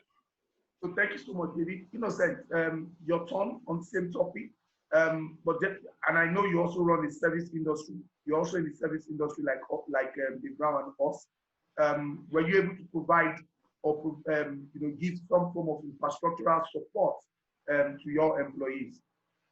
Yeah, I think what we did was to give data. We give data. We have a general. We have basic data we give to staff. Then, if we're running any engagement in terms of a specific engagement that requires staff to be on for a very long time, the manager that manages them would assess what additional data will be required, and each staff member that is on that particular job will be credited with data to enable them to do their jobs. With regards, I think that's the far that we've been able to do. There is something we are reviewing now based on concerns on power that our staff raised. I mean, the committee is working on that to see what we're going to do about that. But just like you said, there are organizations that, there are, for MTN has a kind of a power solution that you can use to power your laptop, simple laptop, the basic things you work with, maybe a fan, basic things you need to work at home. You may not be able to carry your AC, may not be able to carry other things, particularly for the lower level people. But for senior level people within organizations, you already have your utility and your entertainment already covers what you need to use for power and generators. So it's not taken care of. So right now, we're looking at how we can support staff members in the area of power and to see if there are ways we can accommodate and be able to subsidize what they may be using, the extra cost that is coming to them in the area of power. But of course, we also ask members of staff to show understanding, and of course, we're asking everybody to make the required sacrifices right now because there's nobody that has the playbook on the pandemic right now. Nobody knows where we are going. So we should all be ready to make some sacrifice. I mean, sacrifices here and there for now until we're able to find solutions to everything. In terms of the use of infrastructure, I think we use more of Zoom right now, even though we have Microsoft 365 Office that has Teams, and we're just trying to, I think it's just the knowledge gap area. We didn't come quickly into that on time, even though we've purchased the tool since last year. Microsoft 365 since last year, but because the COVID thing wasn't available, it was a challenge. We had a challenge moving people into it. People are just busy, they are not ready. But right now, we realize that, yeah, we have this right now, and then we're trying to get all staff members to, in fact, we're trying to force everyone now to actually learn the Microsoft Office 365, particularly the Microsoft Office team, to be able to use it. But right now, we're using more of, we use more of Zoom to be able to do everything we're doing. Our assessment centers right now, we've converted to Zoom. We use Zoom to drive our assessment centers, as you see right now. Our development center, everything is done digitally now. So that's the way we've been managing for now. For now, we're looking at how we can subsidize power if we are able to actually know what will be required, or we just give it, just like we do data. Everybody's entitled to a data, minimum data, every month. Then if they have to do, if there are assignments, client assignments that will require them to use a lot of data, the manager in charge will assess the extra data the individuals on that project will require, and it is credited into, and they are given that data to work with. So that's what we are doing currently. Thank you very much, Innocent. I've been signaled that one of our attendees has been added. He wants to ask his question directly. In one of our previous sessions, he was also a panelist. You are you still there? I think you've logged out. Yeah, I'm here. Okay, so go ahead. You have the floor to make your comment or ask your question. My question is to Dave. Dave Brown. I happen to be a member of the LNDI. He always dazzles us with IT. He did taught us on Excel. I was surprised using Excel to paint pictures. Now, Dave, this your planner and to do. How can one get it? Must we all be in in team or 365 first? I work in the ministry. I work for Lagos State government, but I would like to have that on my own. How can one do that? Thank you. Once again, thank you, my LNDI president, Dave Brown. I'm proud of you every time, and I always like to hear you. Okay, thank you. You're not proud of me, Abi? I don't proud of you, Tayana. Every day, proud of you and Vivian. Every time. Yeah, so good, great member of LDNI. So we even had a session today. So for planner and to do, you have to have Office 365. Now there are various, Office 365 is what most people have. So if you have Excel, you have Word, you have that, you actually have Office 365. So that's the cloud version of Microsoft Office. Many people have Excel 2010, 2013, 2016, 2019. That's not the cloud version. You must have 365. When you see 365, that's the cloud version, right? You will still have the desktop. They will still give you the desktop version, but you also have access to the cloud. And that's where the real power is. So you would, with that, depending on the version, you have something called E3, E5, there's for business, there's for student. So just check the package and just make sure it has planner and to do. But I think all of them have teams. I think they all have planner and to do. I'm not too sure, but I know they all have teams, Microsoft Teams. So once you go and subscribe, it can be like $5 a month or $10 a month. I don't think $10 is what now. No, Naira is, I don't know, 4,005 now, yeah, right? 4,005. Yeah, so let's say 5,000 Naira a month. It's not too bad for those tools. Yeah. Okay, so one last question. One last question to Olusola, and this has to do with you being able to give us privileged information as to what is happening in any of the upper chambers. From your position and your responsibility at NECA, are you aware of any government legislation that is coming out or that is expected to come out? Is there a bill that is in the works in relation to working from home? I know you talked about it subtly, but I just want to find out if there is any specific legislation or documentation that we need to expect vis-a-vis employees working from home. Okay, I think the one that is being considered presently, it was a review of the other labor-related bills, or acts, that have been reviewed.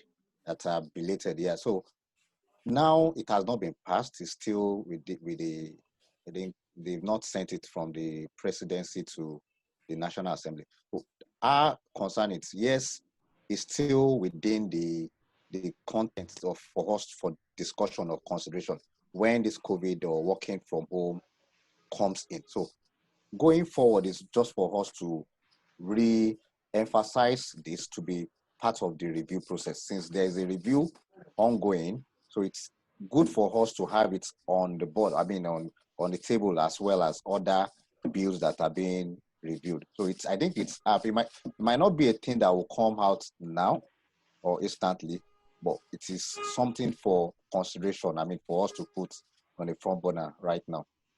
Thank you very much. One of the things we also try to do, when preparing the panelist list or speakers for this session, was we wanted to get the Honorable Minister of State for Labor, Employment, Barrister Festus Keyamo, but in view of the back and forth with the National Assembly, we didn't receive much traction because, like our labor laws are very, very, very obsolete.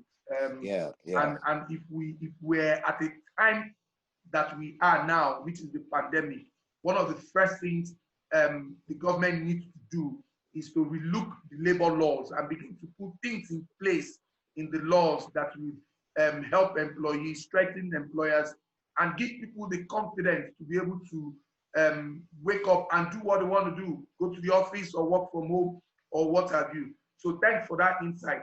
And I really wish we had gotten the Honorable Minister of State to join us for this session, but we know what's going on in that gallery. But guys, I think we've spent 60 minutes more than the allotted time for this webinar.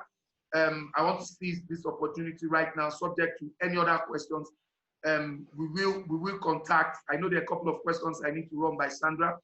We will be collating those questions, and we will engage with the respective speakers or panelists to get their response, and we'll share it with those who have asked the questions. But we must really let you guys go so that you can continue what you're doing. We want to use this opportunity to thank each and every one of you tremendously.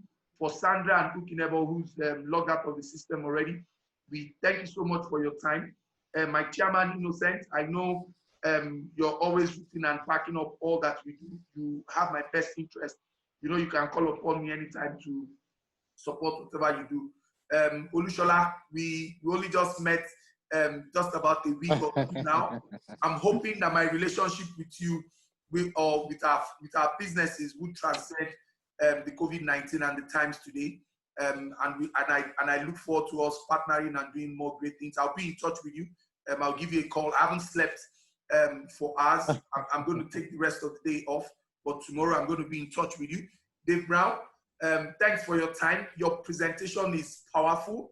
A couple of people have indicated that they would like to see a PDF or some version of the full presentation. It's something we need to share. And I think my feedback to you and your colleagues who work on that research is we need to expand the population, the number of people. 3,600 is a lot of work. But if you're looking at that with the over 200 million people in Nigeria, with about 50 million active people workforce, we probably need to begin to look at how possible to expand that population. And maybe we need government support, we need some organized private sector funding to be able to do that. But if and when you do, and you need people to back you up, I mean, you've seen the list of people on the panel today, and its connections for you. And my co-founder, my founder and partner, Vivian, thank you for your insightful summary today, and thank you for your time. So I will walk back again so that everyone can take their goodbye so that we can end the webinar. Innocent, concluding words. Well, thank you very much, ladies and gentlemen. I quite appreciate the opportunity to be a part of this.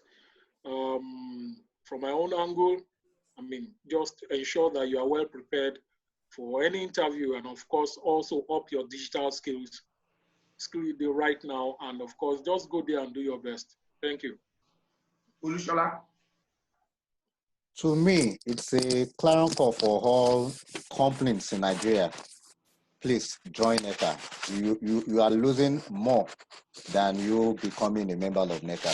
So I will wish to see more of Dbrowns of this world joining and us, partnering in fostering more collaboration with our member company. So thank you. David Brown. Yeah, so I'd like to thank Magnus and Vivian for this opportunity.